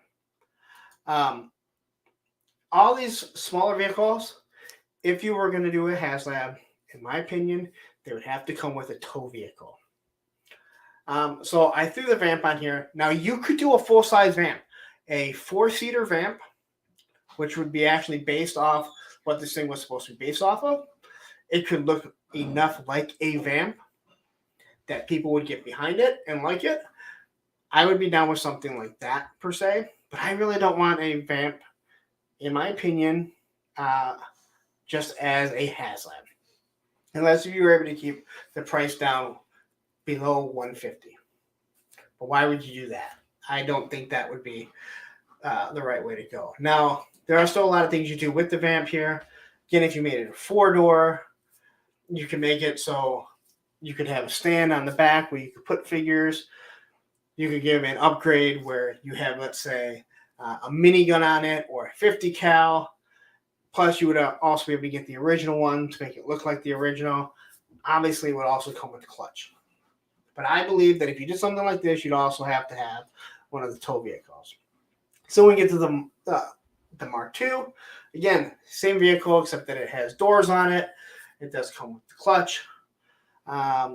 That's in his beige. I really do like this. I think it looks pretty nice. I don't know. We'll get to that. But again, this just has the missiles. I think you would have to have, again, tow vehicles. This also does not have a stand, but we also know the Stinger also did have a stand, so you could put figures on the back. Again, you can make this into something a little bit bigger. So, again, I'm not a big fan of doing something like this, even with a towable, but you could get away with it. I threw the All-Striker in here. Now, this tends to hold people better.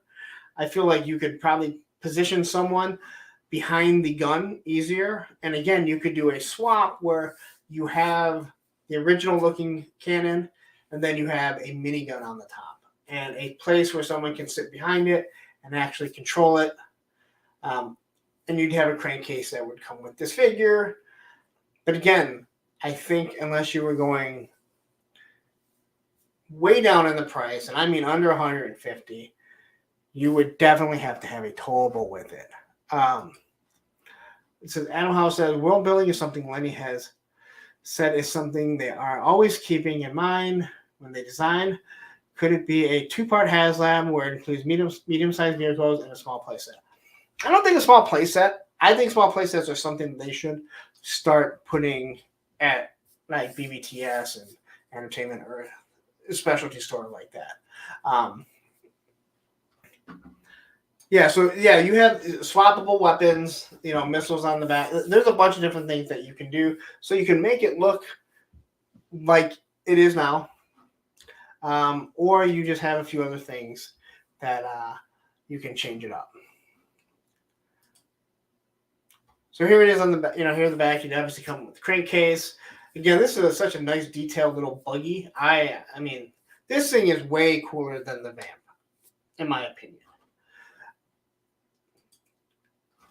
Here you have the Wolverine. Now, the Wolverine is not a big vehicle at all. And we just got CoverGirl.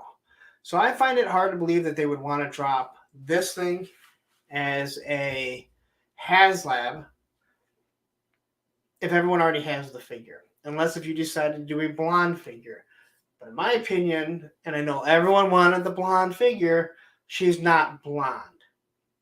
A lot of people will base their G.I. Joe off the cartoon, but in reality, the cartoon was made to sell figures. And really, G.I. Joe should be based off the file cards and the comic, in my opinion. So as far as I'm concerned, she's always been a redhead. But you do have something here.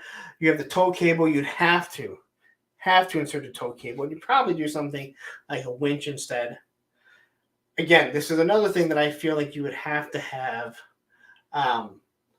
You would have to have a towable with it.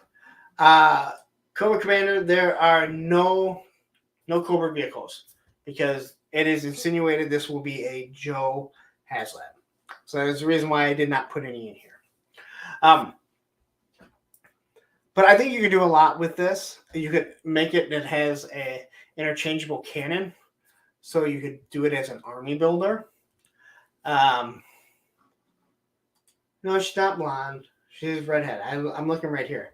She has a giant head. All those people that complain too about how ugly she looks, look at this figure. Same with the people that complain about CoverGirl, Lady J. You see the original Lady J? Pretty damn ugly. But again, this is a much smaller vehicle. But I did throw it in there because a lot of people do mention it.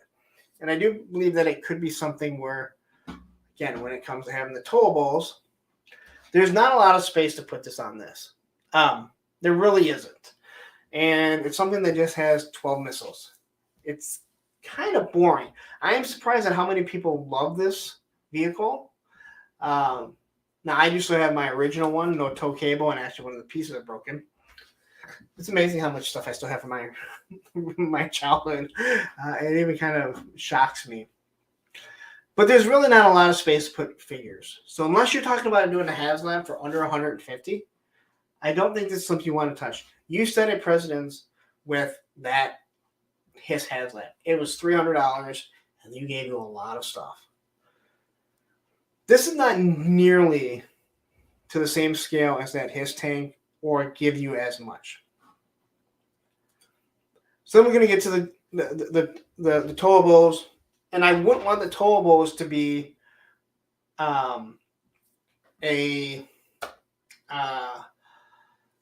one of the tiers because you'd be paying for something. I'm assuming another $300 is probably what you're going to be looking at. I have a feeling they're going to want to keep it around the same price. So you could give this with the MMS. You get them Colonel Hawk. So it kind of eliminates having Colonel Hawk, because more than likely we're going to get General Hawk. But now you'd be able to get actually one of the original G.I. Joe figures. You'd have a base body already, which we probably will get when they give us Grunt. But there's going to be a few different things. And again, this thing definitely needs to be towed. And if you've never seen this thing in real life, check out Articulated Chad. He has one sitting outside of his office. And I believe on Instagram, he does have pictures of himself standing in front of it. I know he has has a couple of shorts where he's actually standing in front of it. So these things are real, believe it or not. But again, this would be two figures, and a towable. So this would be one of the towables you could do. The second one was obviously be the Hal.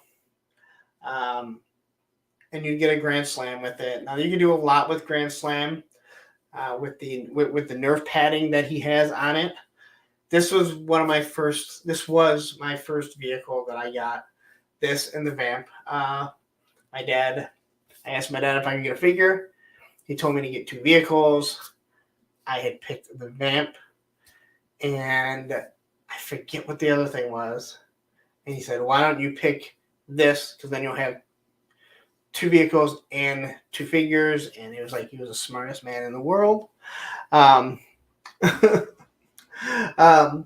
yeah, but this is something else. Obviously, you could throw on there, which I think would be good for it. But again, this would all have to be part of the original package. And here we see the back again. This thing is only going to hold one figure. I don't remember this handle here on the original. Is that really on there? I don't think it was. I think they removed that before they actually hit production. Some of you guys are nuts. Pack rats. Yeah, it might be their pack. Maybe they do pack rat. A whole bunch of pack rats. Let's see. Would need a Vamp towable combo for. Yeah, and that's exact. And that's kind of what I'm showing. I didn't really want to try and mesh things together, but that's what I am. That's kind of what I'm insinuating. That's what you would have to get. Fatal Fluffies. Thanks. It's not a vehicle. Thank you. No, this would be the towable to go along with one of the vehicles. And then you have the Whirlwind. Now this one you would have to come up with another figure. I think you would have to have 2 figures to go along with a small Jeep and a towable. So again, I think this would be nice. I recently got this a couple years ago. I never had this as a kid, and I always wanted it. I thought this was really, really cool. I love the Gatling gun. I just always thought the Gatling gun is just a cool vehicle. I mean, cool weapon, a cool vehicle. But I would love to have something like this. Just give me this to have. Someone 3D print me one and send me it. I threw in the Triple T. I don't think it's going to be a Triple T. First off, the Triple T is very small. It really is. I'm also not a fan of Sergeant Slaughter. I think we all know that. But the Triple T, in my opinion, is not something that you would put in a Haslab. Too small, but again, it is something that you would have to put in with some sort of towable. And I know a lot of people are going to say Slaughter's Marauders. You could do all that type of stuff. I guess. Not a big fan of it. Let's see here. It says it will be something to verse the his tank. I agree. And that's why I kind of don't think that's going to be a Dragonfly. I think that it has to be something that can go up against it. And let's see here. What about a green shirt as a second fig with swappable heads? Now, that should not be a Haslab. That should be a Hasbro Pulse exclusive. The same way that Marvel Legends did the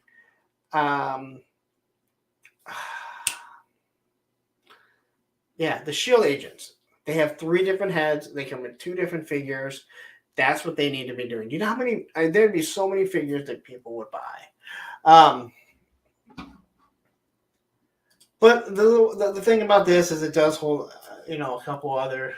You can hold a couple figures. This thing is just tiny. It really is. If you have one, you know how small it is.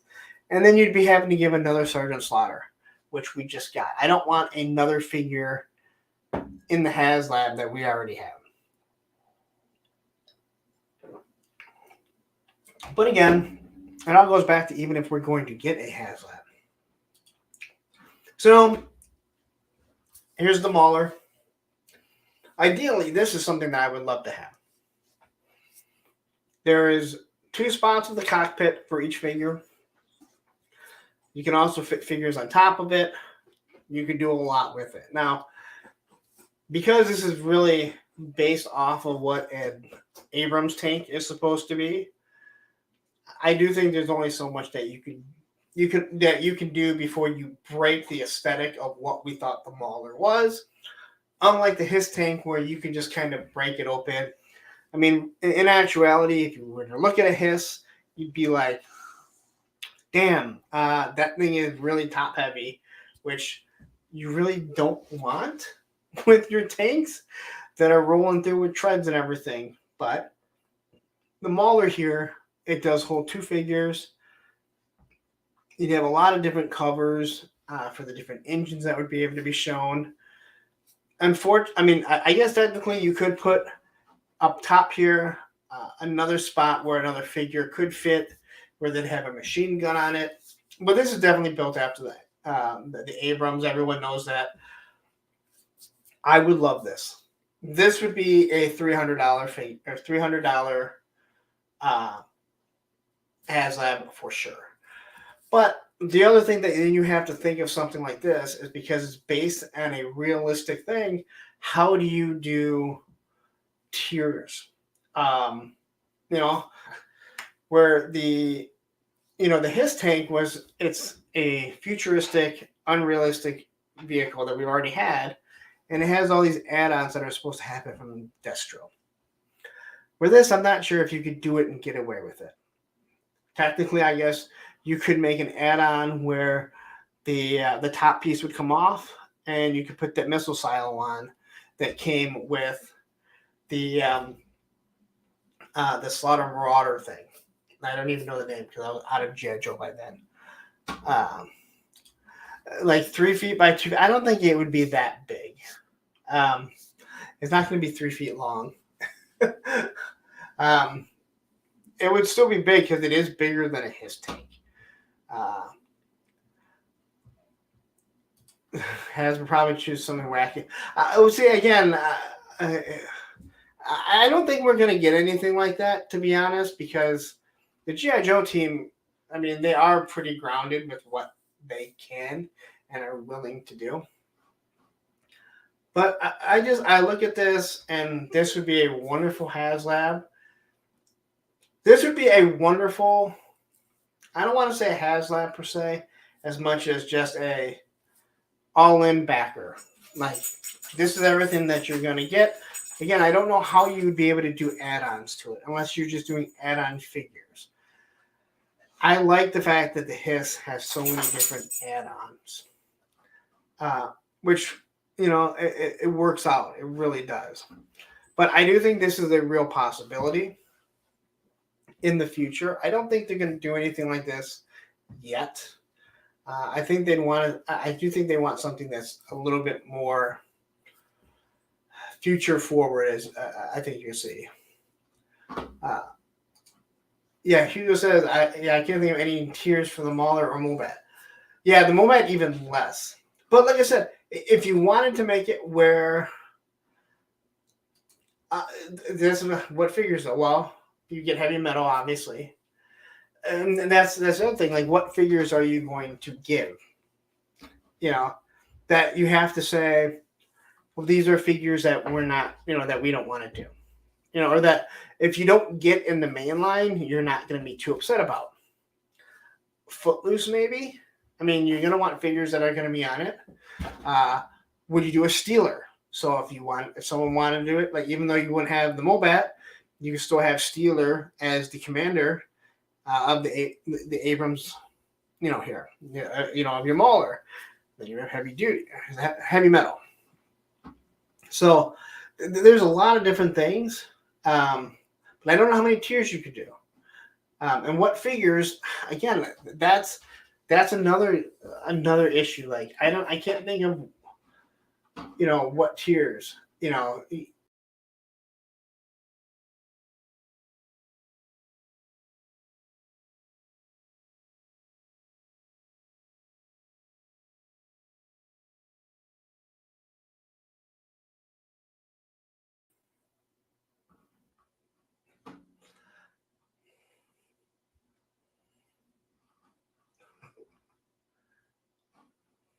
All right.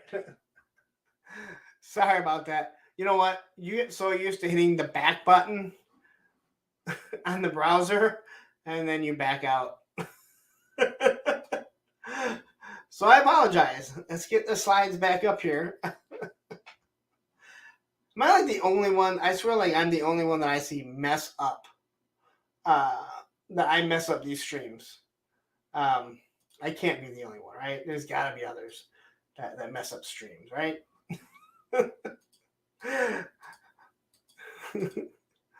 Let's see. Baldy says, since you're freezing, maybe you'll do a snow or tiger cat. Those aren't even in there. I mean, you can't see me. I went up and I backed up, and I knew as soon as I did it, I saw the StreamYard. I'm like, oh, son of a bitch. Okay, well, Matthew says I'm not the only one, so that's good. I'm glad I'm not the only one. As a heavy metal Steeler and Thunder. You know what? That is that's not a bad that wouldn't be a bad trio, to be honest, because then if you did want to army build them, which people army build the Hiss, you could do it and have 3 tank drivers. And I did not put the Slugger in here because I don't think the Slugger is popular enough. So now this one here, in my opinion, if you want to do something that could be wacky, you could add a lot of stuff to it, it's the Havoc. Now, obviously, the Havoc would already come with this little drone in the back, and it might even be better to do it as an actual drone rather than a little flight pod, but who knows? I think you could have 2 different type of canopies, one that would actually protect the drivers. You could do something with the cannons on top. Maybe find a way to protect the leader of GI Joe, who's just exposed to any headshot from any sniper. I really liked this vehicle as a kid, but oh my God, was it a logistical nightmare for anyone that would actually be in it. Like, could you imagine joining the Army, the Marines, or whatever, and they're like, yeah, you're going out in that Havoc there, and you're like, what? Well, wait a minute. Do you want me in a little flight pod where there's nothing to protect me? Or do you want me beneath the glass canopy? Or maybe you want me in the gunner position where I'm just, boom, there. But this is where you have the most flexibility, in my mind, for one vehicle. I want to read through some of these. What about, and see, I don't think the APC I don't think that is likable enough to do something like that. I think the green shirts are really something that really, they should come through. They really should be a Hasbro, like a Pulse exclusive. Then they can box them really shitty and everything, and send them out in bad boxes. But I like the idea of where you're going with that, but I just don't think that the APC is popular enough. You got to think they did so well with that Hiss tank because it is so iconic. They do not want to have a blunder. You have Star Wars that's had 2 blunders. You've had Marvel Legends that's had a blunder. G.I. Joe, they did their Sky Striker. It funded because the Rancor failed, in my opinion. Or maybe it would have just funded. But the Hiss tank, people showed that, hey, you give us something we like, we will get it. If they do a Mauler, I hope they have real treads. They'll have real treads. I thought they said the Hiss would be the most detailed Haslab they are going to do. That seems cheap to me. I don't know if they said. Did they say that? I'm not going to say they didn't. But you seem a little biased towards your Cobra. So I mean, I don't know. You could not do a Mauler or Mobat with plastic treads when the original O-ring one had real treads. But yeah, I did not think about this. Yeah, you would have to have realistic treads. Considering, doesn't the little the missile launcher that comes with scrap wire, doesn't that have realistic treads on it too? So Chaz says, please no MOBAT. Again, I don't think that you can give enough with the MOBAT. I don't think there's enough to hold figures and that. I just don't think it's possible. But this here is something, and not saying that I want this, but I definitely I definitely think this is something they could play with. You could add to it where you could have a classic looking one, but you could add on to it. Let's see. And Jeffrey Smith says, that's someone I want, cross country, redneck heaven. Yes. Yes. So is the hiss exposed gunner driver behind glass? Well, it depends on how you look at that. I mean, yes and no. At least he is seated, right? The new one has some sort of armor around it. And the gunner is actually dipped down, just like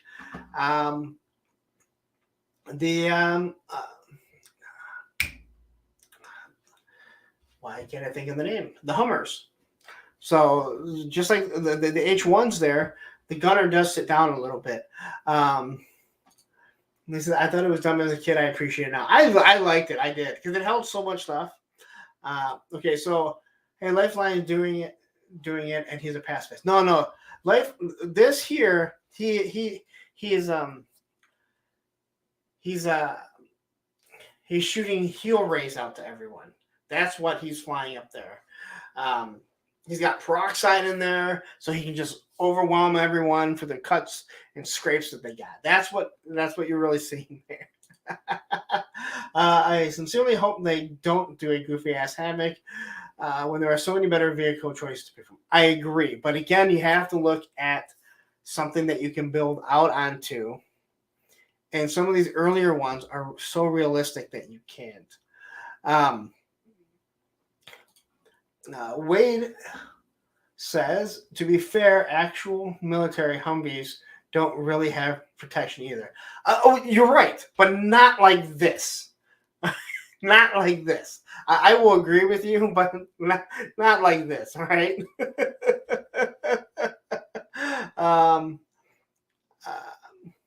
Let's see here. You want me sitting exposed on top of a vehicle? I have to turn around and fire missiles. And you are the leader of all of GI Joe. Don't forget that they put Hawk up there, all right? General Hawk. Oh boy, Chaz says, I messaged Viper Island to see what his sources say. It will be, I will let you know when he says. All right. There's a lot of stuff. I missed a lot of stuff when I backed up. So let's see. Adam Howell says here, a realistic Haslab would be a black minivan with figures and agents, unlock items to include a confiscation cardboard box of MTG cards and a figure named Backlash. You know what? I think I'd back it too. All right. I did not put a Snowcat in here. I did not put a Snowcat in here because I think that it is too specialized to drop, in my opinion. And considering Snow Job is a Pulse exclusive, I cannot go with the Snowcat. I know they have the Tiger Cat. But then we look at the back here. You can just see this thing can hold so many different vehicles. Quickly, I never noticed that the missiles that are on here are actually different than what it comes with. But yeah. And I know people are saying the Tiger Cat, but the Tiger Cat is also a specialized thing. It is specifically for, and I guess they are doing Tiger Force right now. But yeah. But here, again, it shows you can add so many things to it. You could do different things. You could do a drone that comes out of this. You could do a quirky little vehicle like this. Again, I think this just has a lot of customization to it that they could do. I'm not saying they will, and I'm not saying that I want it. All right. So this is something that I don't believe that they would, but I do think this is something that would be wonderful. Hold on, buddy. Hold on 1 second.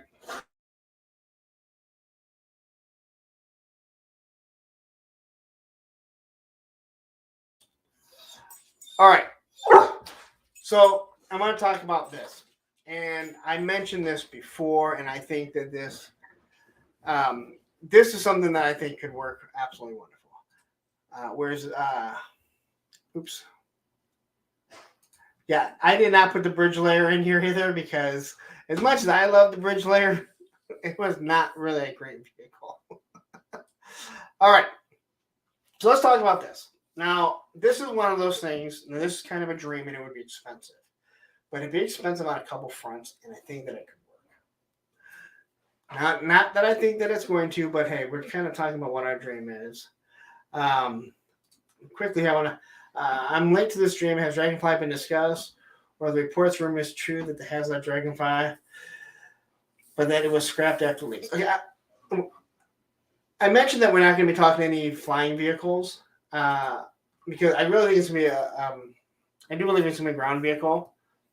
I don't know. It looks like those reports were true. I did a whole video before the Hiss came out that I thought it was going to be a Dragonfly and that I wanted. So I would absolutely love for it to be one. I just don't think that it's going to be. So that's kind of where I stood on that. I'm seeing a couple new people here. So I definitely got to see what they have to say here. It's the Wolverine. It would be stupid on their part to make CoverGirl without her vehicle. Plus, they could add a blonde version. Again, I think that's just too small. I think it's too small, and I really have no idea. But I want to talk about this here. So you look at this here. This would be the size of a small table. But I think that would work because this would be a display piece. And you could make it with legs that extend high enough to be like a small end table. And I can tell you that I have a small, really cheap $25 end table that my Roomba bangs into that never gets broken. So you can make legs that you could extend it high enough. Now, also with this, not only is it a display piece, you could do tiers, and the tiers are right there. You could do one tier where it's a Skyhawk. And I've already shown you guys how big a Skyhawk is, but you might be able to tone it down. Then you do a second tier where it's the mini tank, the armadillo. Because there's a spot specifically made for the mini tank, which I always loved because it was like those little small vehicles that Star Wars had, except for we actually knew what these were. And then, now this has this awful little vehicle over here, Deep Six vehicle. But I think a Devilfish would be awesome. And you can make it where you tier these that you get vehicles with each one. And again, it'd be expensive. But you can make it so the legs, it sits up high enough where you wouldn't need a display for this. It's its own display.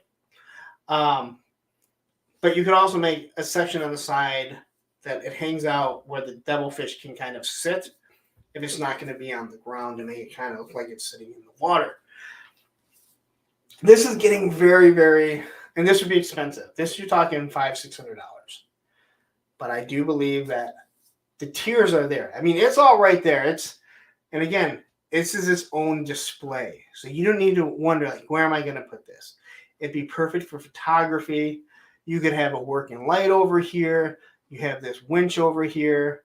All the blast effects that you could do. There's just so many things that you could do for it. And I just think it'd be awesome. Frostbite's GI Joe Repro has joined in. He says, bring me the Snowcat.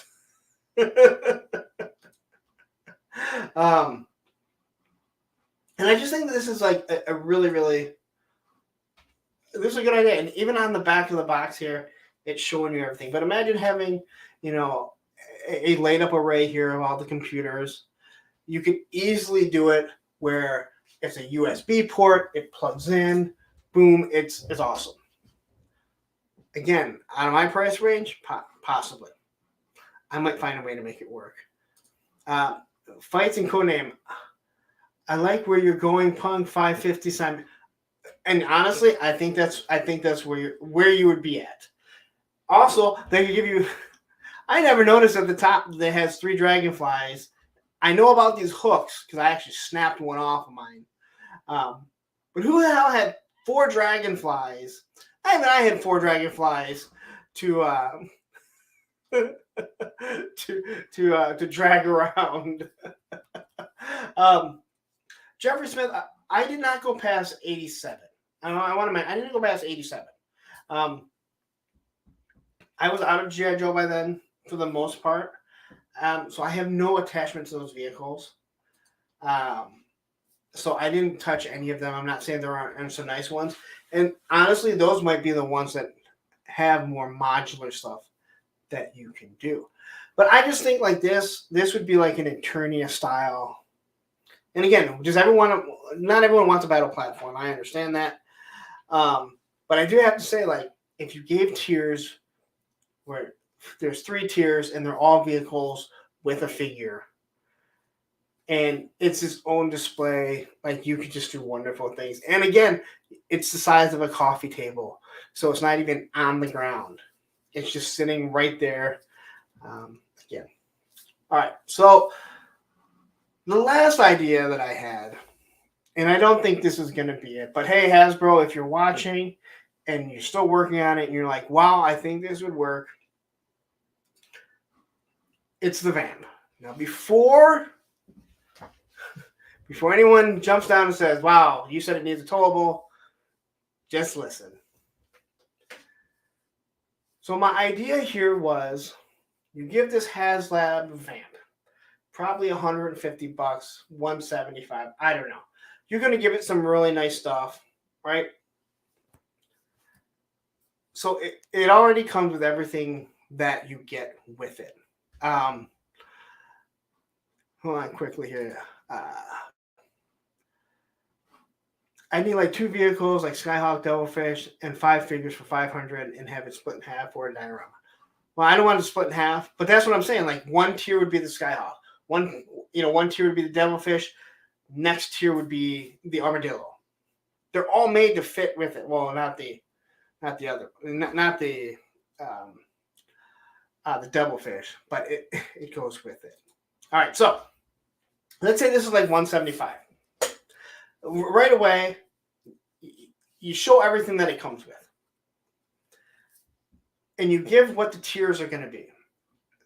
The second tier, so this would be your Vamp Mark 1 with clutch.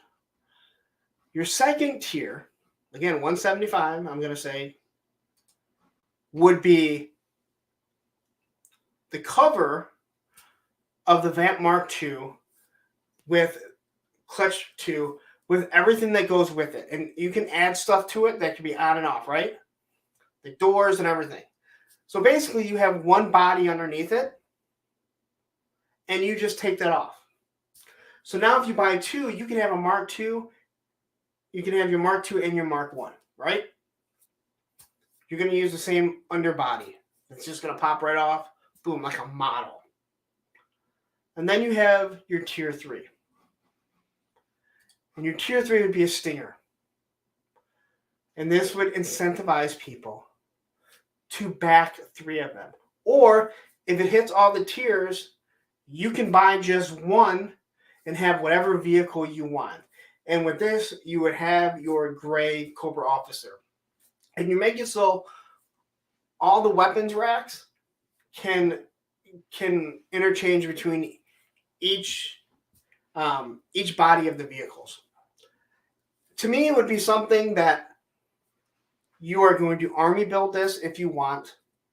And if you hit all the tiers, you're not going to get 3 vehicles. You're going to get 3 bodies of the vehicles that can go on the base of each vehicle.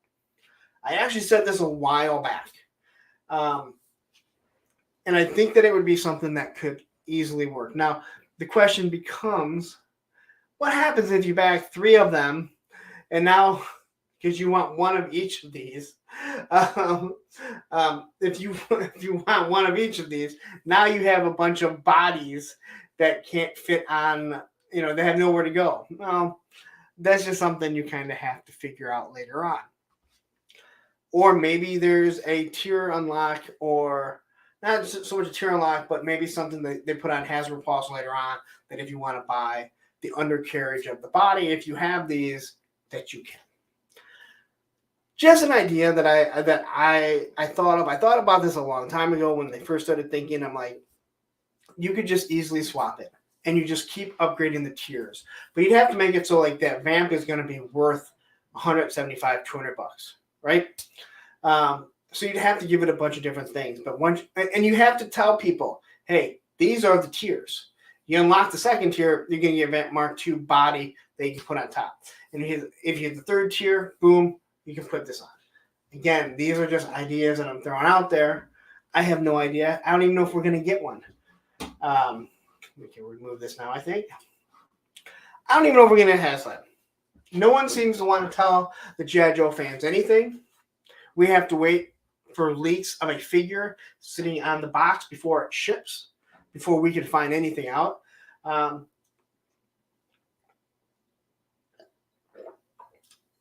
Have they even announced the Crimson Bat yet?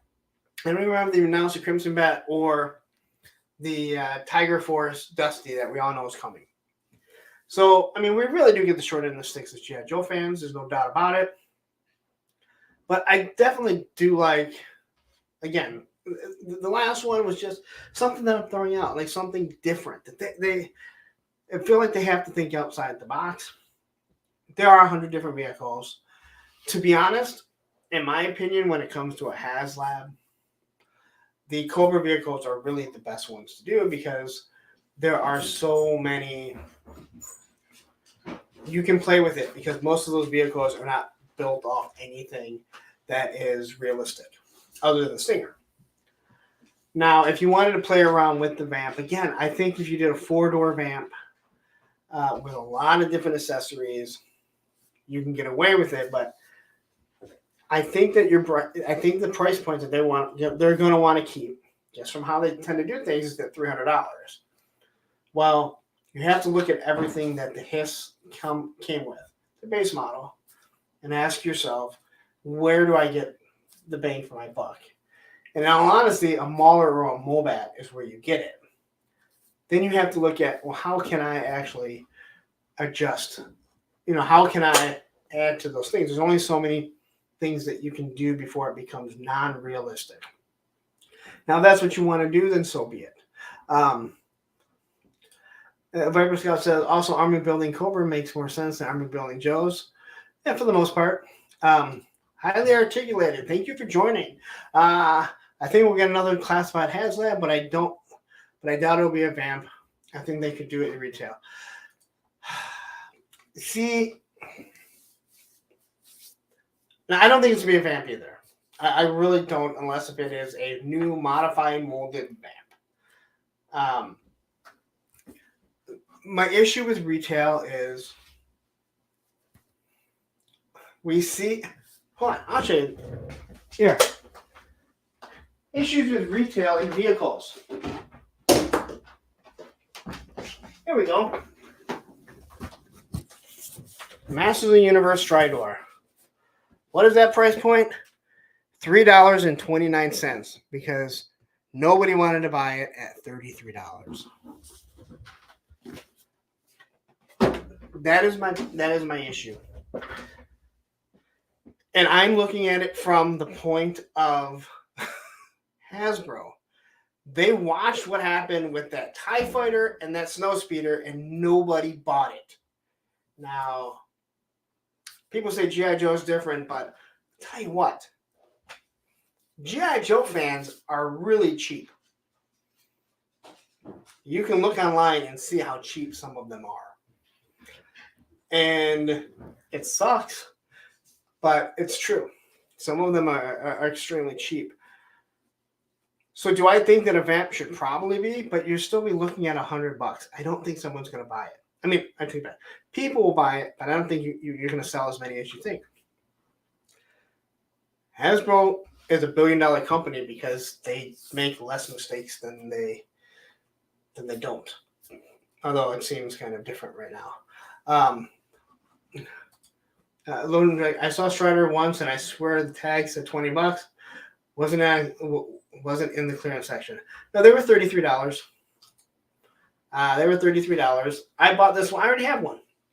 I bought it when it was like $20 on sale, but I couldn't pass this one up for under $4. I don't know why. I don't need another Strider. I'll put it back up there or something. I got enough Motu stuff. I'll be able to figure out something with it. But yeah, so I don't really know where they're going to go with the next Haslab if they do it. My fear, though, is that if they do it in June, which you would think that you would do it in Joe June, you would think that they would do it shortly before the his tank comes out. That it would come out in June. But then the 45 days, it would run into the Star Wars Haslab. And there is a crossover between GI Joe collectors and Star Wars collectors. Chaz is here. He can tell you. I don't think there was a big crossover between Ghostbusters. I don't think that Proton Pack really I don't think the Proton Pack really hurt them too much when it comes to. Thank you. I don't think the Proton Pack really hurt the Rancor or the Sky Striker. I do believe the Rancor and the Sky Striker hurt each other. Star Wars team hurt the Rancor more than anything. There's a lot of gray here. It's amazing. Just gotta say. A lot of gray here. Embrace it. So yeah, I don't really know what they're gonna do. Again, I have no knowledge, so I don't want anyone to think that I have some knowledge. I tried poking around. No one's given anything up, that's for sure. Let's see. Jeffrey says, do you think a Haslab figure team set would work between vehicle development? You think a Haslab figure team sets? Do you mean just like a set of figures? I don't think like for Haslab, I don't think that would work. The Haslab, they're supposed to be. Haslabs are supposed to be dream projects. You go back to the Jabba's sail barge, Unicron. These things are supposed to be, these dream projects. And I know people get really upset about stuff. And some of it I understand. Galactus is huge. I can see why that would be a dream. The Sentinel, it is huge. It is an army builder. The Engine of Vengeance. I watched before when everyone knew that it was going to be a Ghost Rider thing. As we talked about last week, like everyone said, it better not be bikes, better be a charger, They give you a charger, and certain YouTubers said that is bullcrap, shouldn't be that much.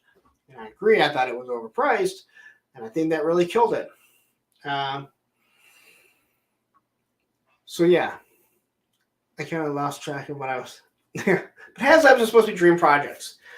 I don't think a Vamp is a dream project. I really don't. Now, again, if you're not going to give us vehicles any other way, and I've done videos on 6-inch scale vehicles. I think they're huge. If you're not doing a lot of photography and you don't have a very big home to display it, then are you just going to hold on to it? Here, Laura L says, I got a couple of snow speeders and TIE fighters for $19.89 each at GameStop. Maybe a mistake for that day, but I hit up a few stores for them when they were printed and the receipt in the stock locations. That's exactly it right there. No, listen, if you have it, my buddy has that TIE fighter. It is huge. I mean, it is gigantic. It's not really detailed, but it is gigantic. Vamp is lazy and Hasbro is lazy. So, yeah, well, would you say that about the Hiss tank? I mean, that's what I'm saying. Would you say that about the His tank? Okay. Dream project next year. I want a Cold Slither set. I don't think there's enough to make that fun. Same with like Cobra Law. There are a lot of people like myself who think Cobra Law is awful. I take that back. There are many people like myself that know Cobra Law is awful. There are some people that do like it. I probably would not back a Cobra Law. I probably wouldn't back a Cold Slither. That just wouldn't. Now, again, a perfect Haslab would be, in all honesty. All right, so come say hi. Oh, come say hi. Hi. Say hi to everyone. All of that. Yes, you know exactly where you're at, don't you? All right. But I can't play with you right now, buddy. I can't play with you. All right. But thank you for being right in my way. That is awesome. Everyone got to see Roman. There's Tony right there. Yeah, I don't know. He acts like there's no one here. No. Olivia's already let you out. You might want to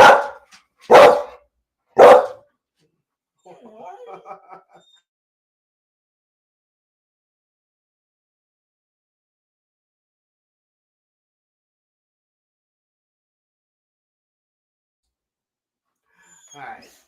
He acts like he honestly acts like. And Roman Roxy says hi.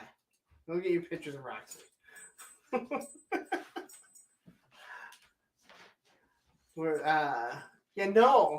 I listen. Nemesis Enforcer may have been the coolest of them all, but that ain't saying much, okay? That's like saying, and we get politics.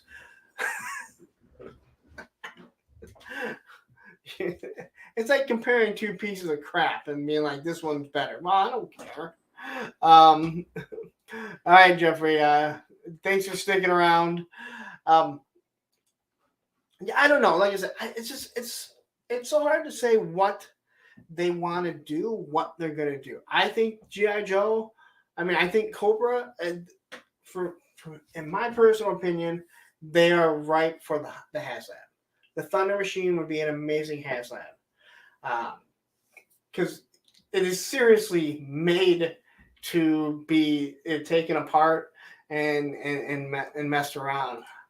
Matt O'Brien, hey, nice of you to join us. What's up, Lawrence and folks? I mentioned this once to Chris on the Full Force, but I'd be a sucker for a classified Tomahawk with lift ticket, some Joe Army builders, and a flight stand. Great for display. I have also mentioned before. I'm going to piggyback off your thing. I took out the flying vehicles just because I really do believe it's going to be a. I really do believe that it's going to be a ground vehicle. You brought up the Tomahawk, and I mentioned this before. I think another thing that you could do with a Tomahawk is you could scale it so the classified Tomahawk in scale to what the O-ring was could also have the seats taken out, right? And put in for O-ring or 4-inch figures, and it would be close to the size of an actual Chinook. That way, it could be a dual Haslab, the same way that the Robo Skull is, where you can take it out and you can have your 4-inch figures, your 1/18 scale figures. I think that it'd be expensive. It'd be $500 or $600. But again, if you're talking about something where it's like, all right, I can use this for my classified, or if I popped it out and I put in put in everything that goes for the 4-inch figures, it's going to be close to the size of an actual Chinook. I see them flying over here all the damn time. I think that would actually be awesome. That's something that they need to. That's something I think they should look at. Wade says, "Hey Lawrence, I know it's not OG, it's past your time, but go check out the Battle Wagon." Yeah, there's a lot of like. I mean, I've seen a lot of stuff. I'm not saying. I was just, when you start going through the stuff, you start realizing how many pictures you have, and you start trying to find something that you have a connection to. I here's what I truly do believe. Lenny really, really cares about the brand. The QC is not on his part as much as he may say, hey, you know what, we got to make sure the QC is better, and it has not been. But he cares about the brand, and he's going to give us, in my opinion, a good product. I thought the Hiss was a great product. All the different tiers that they had, it hit all the feels. Maybe some things came in different order. I mean, it's hard to say. But then when you start seeing like what they've sent out so far, you're really going, you know what, this is really good. If you gave us, again, a vamp that was modeled after the 4-seater that it was supposed to be, and you armorized it, so it's kind of more like, a Humvee, you might be able to get away with it. But the question is, are you still going to call it a vamp? People are going to want a vamp. Just in my opinion. They're going to say, oh, well, now we want a real vamp. Maybe that's something that can say, hey, you know what? You can take the product, make it bigger, make it 4-seater, and then use some of this tooling to make the actual vamp and put it out at BBTS, Entertainment, or places like that.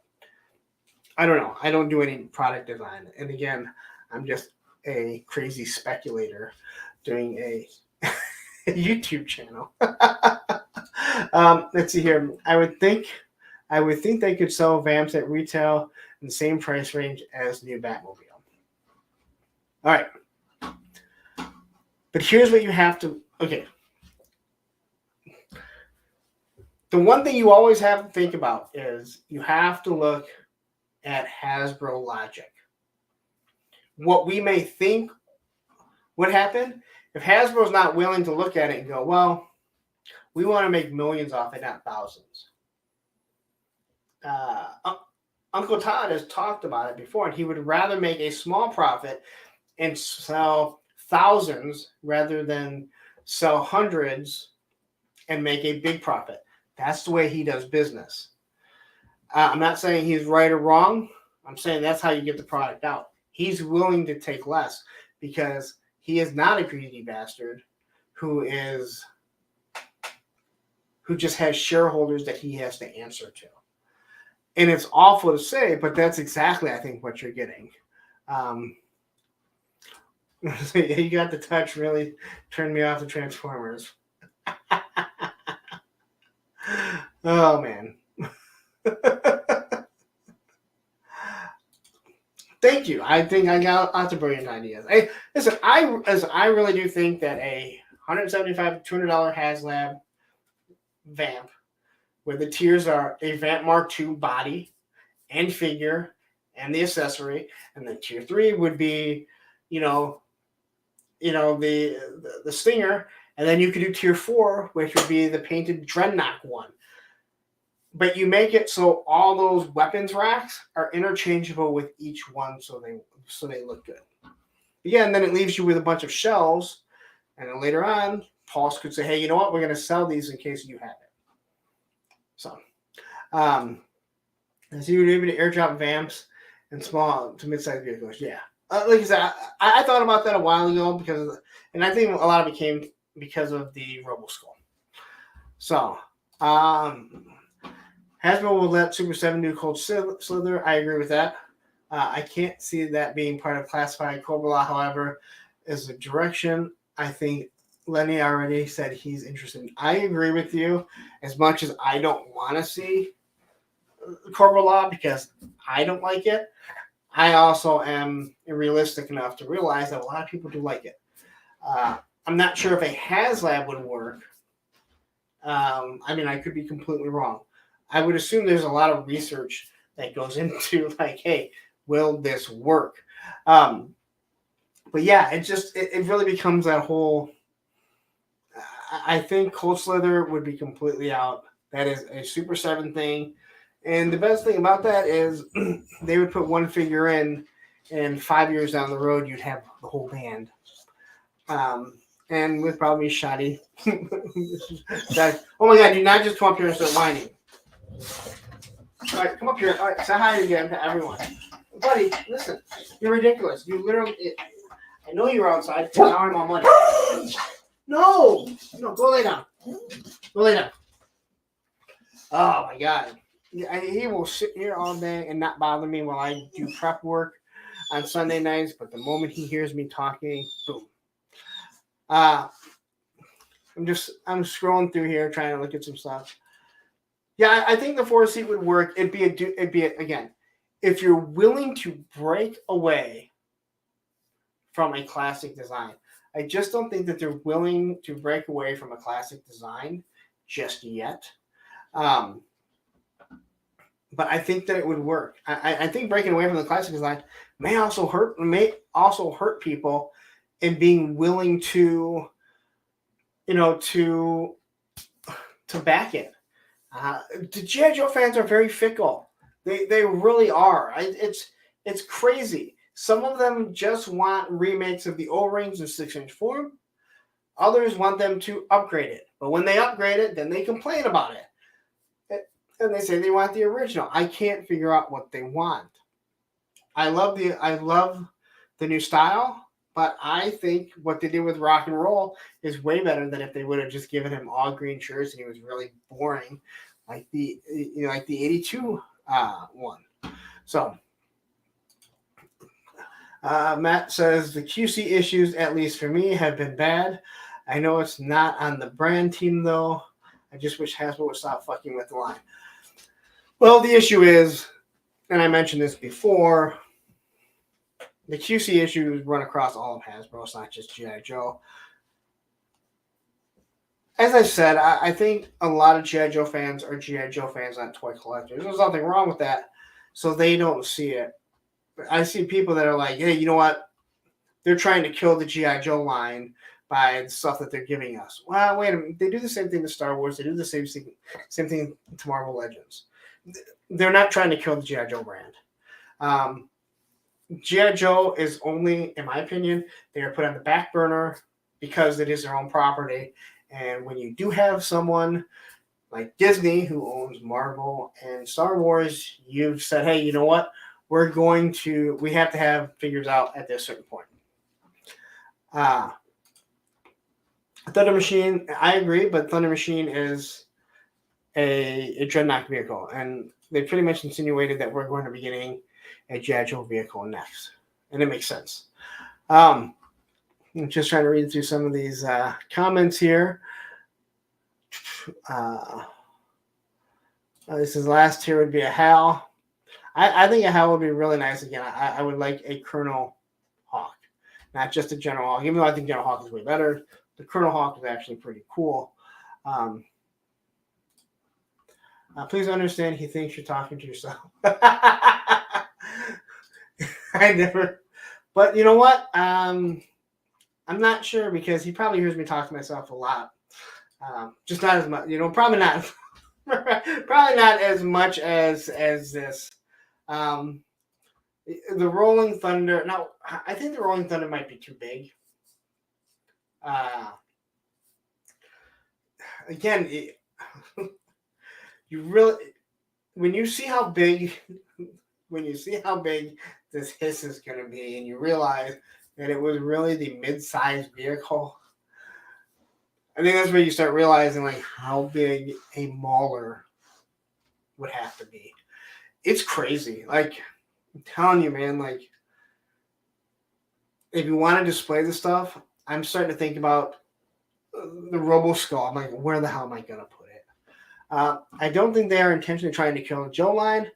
I just think that this is the issue you face when you have morons in power that care only about money and not quality. I agree.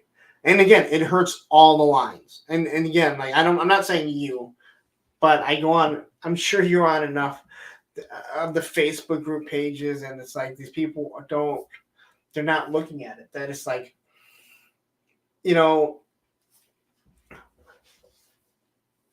Hasbro has issues because they're trying to answer to their shareholders rather than, hey, you know what? If we make good products, I got mud on me from the stupid dog. He's not stupid. He does look like a giant penis though when he lays down. just want to say that.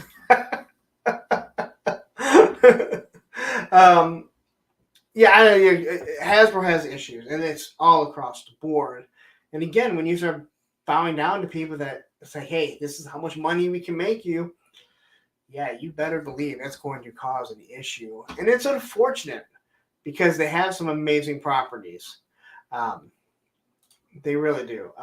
So I didn't even get a chance to order this Storm Shadow Zartan. I'm assuming you're talking about these ones back here. Listen, just check Walmart. The Storm Shadow will probably be a little difficult to get. I bet the Zartan's going to be easy. I do like the Zartan better, though. There's no doubt about it. I think, though they are softer,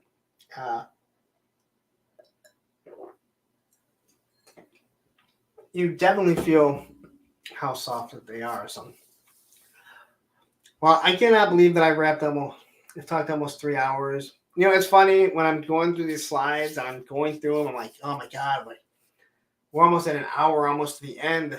Are we going to make another 2 hours? I never really seem to have an issue doing this all alone too. Still kind of shocks me that I'm still able to do this. 47 people still watching. I hope you all hit that like button. Make sure you hit the subscribe. I'm so close to hitting 2,000. It's just a personal goal now. I was looking at hitting 2,000 by the end of the year. Now my goal has now been set to hopefully hit 3,000 by the end of the year, which the past month, I swear, like you get in that range of 2,000, you're like, oh, this is going pretty good. And all of a sudden it halts. And it's like, are there no more toy collectors? Is there no one else that likes me? I mean, don't get me wrong. There probably aren't 2,000 people in the world that actually like me. But they can subscribe to me. And it's really, if you're not watching now, it doesn't matter if you're not pushing out your content. So if you're not watching someone, or if you are watching someone, why am I flickering?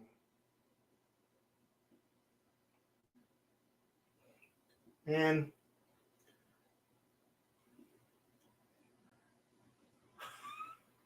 what the hell?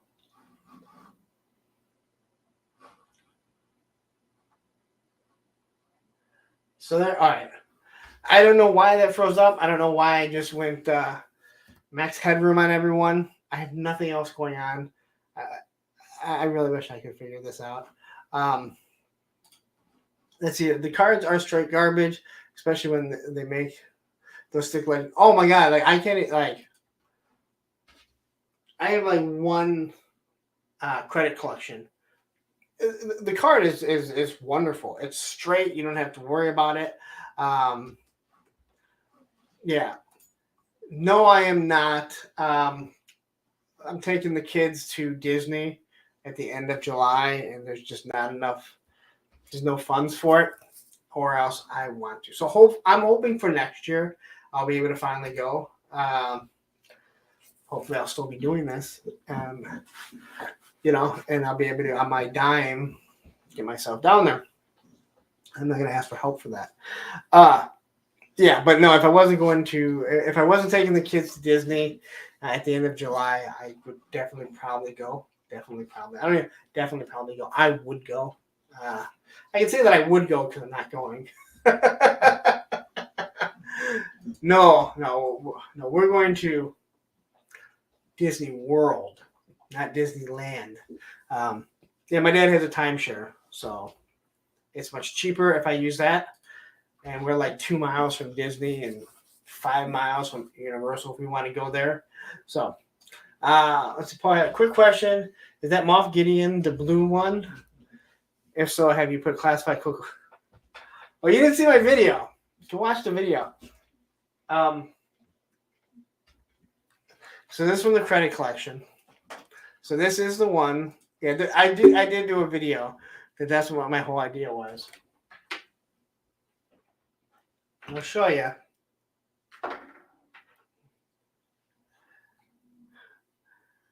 He's tiny. He's like an inch shorter than Coco. He doesn't work. There's my personal opinion, no way to make it work. I'm not a customizer. Yeah, see, Tony said I'm off Guinea is tiny. It's like me standing next to an adult.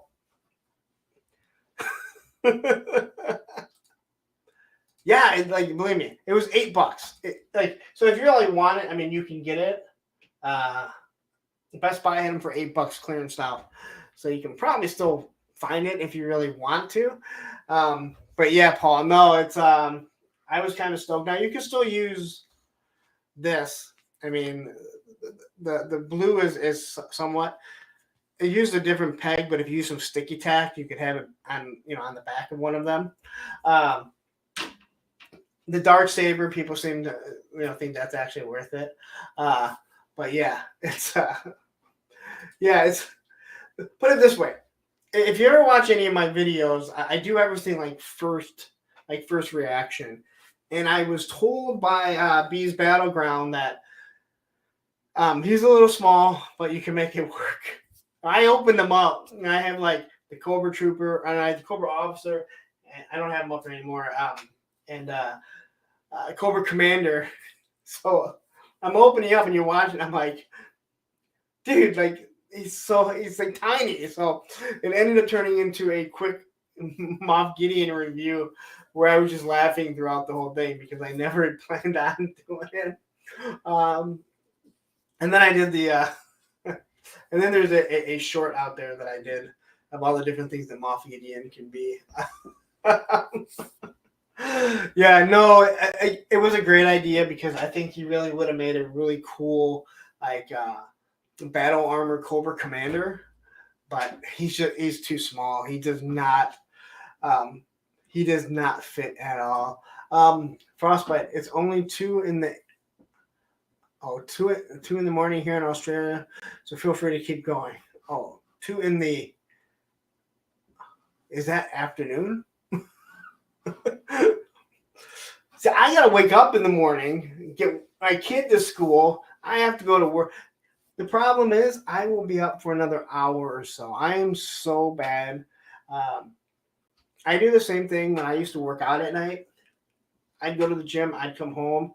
Now, first off, if you go to the gym, drink a lot of water. First off, I'm pissing for an hour and a half. So I'm not going to bed till like 1:32. When I used to skate late on Wednesday nights till 11:30, by the time I drove home, I was getting home after midnight. I wasn't going to bed till 2. I am absolutely awful. And then sometimes this asshole will call me up and be like, "Oh, I forgot that it's not the same time here, the same time there as it is in Arizona." No, it's like 3 hours difference. Okay. Okay. So in the video, I post who said it. Oh, look at this. RV is Aussie slang for afternoon. Okay, well, that is good to know. Yes, it is. It's midnight here. No, so someone had posted it with Cobra Commander's head on it. And it said like $8 at Best Buy. I was talking with Bobby. And Bobby's like, yeah, I just told my wife to stop at Best Buy and see if they have one. So next day I went out and got it. He had posted on there and he's like, it's a little small, but you can make it work. So I asked him, like, how small is it? He's like, you can make it work. So I went and picked it up. I'm like, $8, But he did also say, like, people already said that the Darksaber accessory is worth it. You cannot make it work, all right? Hence the reason why the short with dark helmet. You put the Cobra Officer helmet on it, and he's just like, it looks like a little kid putting on like his dad's like motorcycle helmet. Oh man. Let's see here. Max Wheeler says, did you hear about the new Transformers movie? Yeah, I've seen the previews for it. I don't, like I'm so, when it comes to, well, hold on, wait a minute. I'll get right to that. Let me get back to you really quick. Frostbite. How the hell are you in Australia and you have frostbite? That just dawned on me because don't you live in a desert? Uh, I just kind of put two and two together. It's late here. Yeah, I don't know. I was never into Beast Wars. That was kind of after my time. Plus, I kind of hated what I saw of it. Um, and I never know what to know. I never know what to think. Like the Transformers, they're that franchise that they pull you in, and you're like, oh my god, well this one has got to be good, and then you're like, damn it. Now I thought the first Transformers movie was a good setup, and then they made all the other movies. I thought the Bumblebee movie was really good. You got to see that first 5 or 10 minutes of Cybertron, and you're like, this is what I want. I want a whole movie of this. Because this is not a Michael Bay production. And what was funny is that, so they filmed a lot of it here in Michigan, and they had one of our copy machines. So if you remember in Transformers 3, when they're trying to get into Chicago, and all the humans are trying to get in, and they start blasting them, and that's where like Optimus shows up, and he says like, "We will kill them all." Like, I don't know, whatever. I was looking down, and they weren't filming then, but I was looking down at that whole prop, like where it was all set up, because it really was in the ghetto. The building wasn't in the ghetto, but like part of it is like part of the decrepit Packer plant. But also, when I was skating all the time, there was these, I think, 6 stuntmen that would come up there on Wednesdays and skate. And it was funny because the one guy, he flat out said it. He goes, you know what? He goes, I'm going to say it. Michael Bay makes some great movies, but the guy's an asshole. Like, all he's doing is always yelling, but he has a vision. But he goes, but they pay good. But hey, we found this great skate park, and we come up here and we skate every Wednesday. So, I got to talk to those guys and everything. But they pretty much said the guy's an asshole. Not pretty much. He flat out said he's an asshole. But yeah, like they've blown like they filmed, I think, 3 of the movies here, or parts of it. So there's a lot of stuff like this in Japan. You see what we call the people mover. Believe me, Detroit is so stupid in how they do things. We have this little people mover is what we call it, and it takes you to a few different stations around downtown Detroit, and it's awful. It feels like it's going to fall down, and it's like 20 feet up. And when you ride it, it feels like it's going to fall down. It's awesome. Later, people got to run. Great stream. Thank you very much, Tony. I'm sure I will talk to you soon enough. Go save someone's life. This guy is a real hero right here. He is an EMT working 24-hour shifts. Those are the types of people that actually are actual real heroes. I hate to say it about him because he has an awful, awful, awful name. But like Michael Bolton, he shouldn't be upset because he was named after a crappy quarterback that throws interceptions, like Michael Bolton, who made really crappy music. Why should Michael Bolton have to change his name? If you've ever seen Office Space, you need to go see it. I haven't seen White Island videos pop up on YouTube. I'm heartbroken. Again, if you are not continually watching something, then YouTube will stop showing it to you. Just like you don't have to be subscribed to my channel if you're watching my videos all the time, but you should be subscribed to my channel. Just remember that. If you're not subscribed to the channel, but you're watching the videos, it'll continue to push it out. The same as if you are subscribed and you stop. There are so many channels that I'm subscribed to that I don't get notifications. And I'm like, oh, wait. I go look and I'm like, oh, I'm not even subscribed anymore. So, yeah. Yeah. I don't care if you're a millionaire. Well, he's a millionaire. And Mike Bolton at least makes good music. Has anyone heard Tony Romo actually do a broadcast? Oh, he's so bad. Thanks for answering my question. I have to go. Great. Thank you very much. Did I actually answer it? I do my best, but man, I give off on a rant. And the fact that we still have like 45 people, I could sit here and I could talk and talk and talk. We've run over 3 hours. I don't want to end up making this a 4-hour stream all the time. Since this has speculation and Joe probably happening this time, what do you believe the next classified Cobra will be? Do you mean the next classified Haslab? Or just next classified Cobra? Take it easy, Tony. If you mean the next classified Haslab for Cobra, I really do think that it's going to be a Thunder Machine. People really want it. It would be something that if you didn't get a Thrasher in classified, would you be that upset? I doubt it. Like, if we never get a Thrasher, was anyone really going to be that upset? If we don't get, Buzzer, Torch, and Ripper, people are going to be mad. Well, I know we're getting 2 of them. I'm sure Torch is coming next. Monkey Wrench, I think the same thing. Xandar, whether people like him or not, he's part of a package with. Road Pig, we know we're going to get Road Pig because Lenny has talked so much about how much he loves Road Pig. Oops. Rattler would be too big. And I just saw on a classified on one of the classified Facebook pages that someone was selling a 3D printed Haslab, or a 3D printed Rattler, and it was sitting on top of a tote bin. Like, that's where it was at when he pictured it. It's as big as a tote bin. It's that big. And it's going to be close to 3 feet long and 2.5 feet wide. Those things are almost as wide as they are long. I'm telling you, man, like, sure, you can hang it from a ceiling. I just don't think we're going to get anything that big.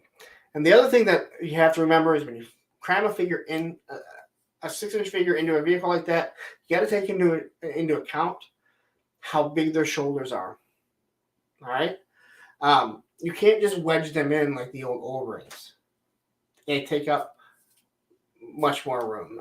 That's just my opinion. I could be completely wrong. I just don't think that we're going to get something like that. And the price would be absolutely blown away. And you also got to think of what are the tiers that you would be looking at. Bro, you want the coffee table? Yes, I know. I want a tactile battle platform that is a coffee table. I ain't gonna lie. And if it was $550, would I buy it? I don't know. We'll have to see when I come back from Disney if I still have the money. Lone Dragon says, still always makes me think Futurama. What did you call me? You're a robo. I never really watched Futurama. I mean, I know what it is, but I never really got. I think people are setting a balance. We're getting down to 43 people. Thank you, everyone, for joining. It is 3 hours and 10 minutes. I can't keep going this long, but you guys know. And I hate when people start jumping in because I'm like, I should continue to talk. Give them something. I'm giving you guys stuff for free. Yes, I hope I'm giving you guys good content. You guys sure seem to. Lawrence, I got about to catch the 4th quarter of the Warriors-Lakers game. Fun show and good conclusion. Wait, are they playing today? What's the score? Please tell me the Warriors are winning. I hate LeBron. Oh my God, guy is such a whiny baby. Oh, we need the battle platform coffee table. See, I made some good points, right? I'm glad I made some good points. But anyway, let's get out of here. If you haven't yet, subscribe to the channel. I really appreciate it. I'm so close to 2,000. I just really want to pat myself on the back and say, hey, I hit 2,000. like and subscribe. Again, if you're able to support the channel with the channel memberships, I definitely appreciate it. A lot of work goes into this, but either way, I'm going to continue to do it because it is a lot of fun. Frostbite says, first time watching you, mate. I have just subscribed. Now you can't get rid of me. Awesome. Because I actually like Frostbite because he had a really awesome M16 with the giant scope. It made absolutely no sense to me whatsoever. But yeah. Warriors by 2. That's not. We need more. I don't even like the Warriors. I just hate LeBron. All right, let's get out of here. We're at 3 hours and 11 minutes. Thank you guys all for joining us. I'm glad we had a wonderful stream. This one was actually going pretty good. I think Matthew may have even bounced because I haven't seen him. Say anything lately. So anyway, thank you. You guys will be seeing me soon. Again, remember, not this Thursday, next Thursday, and I'll remind you again, we will be talking about Police Academy over. Well, we'll do it here too, but over at Punks on Film. I'm getting it out of here. Have a wonderful night. Thanks a lot for sticking around, guys.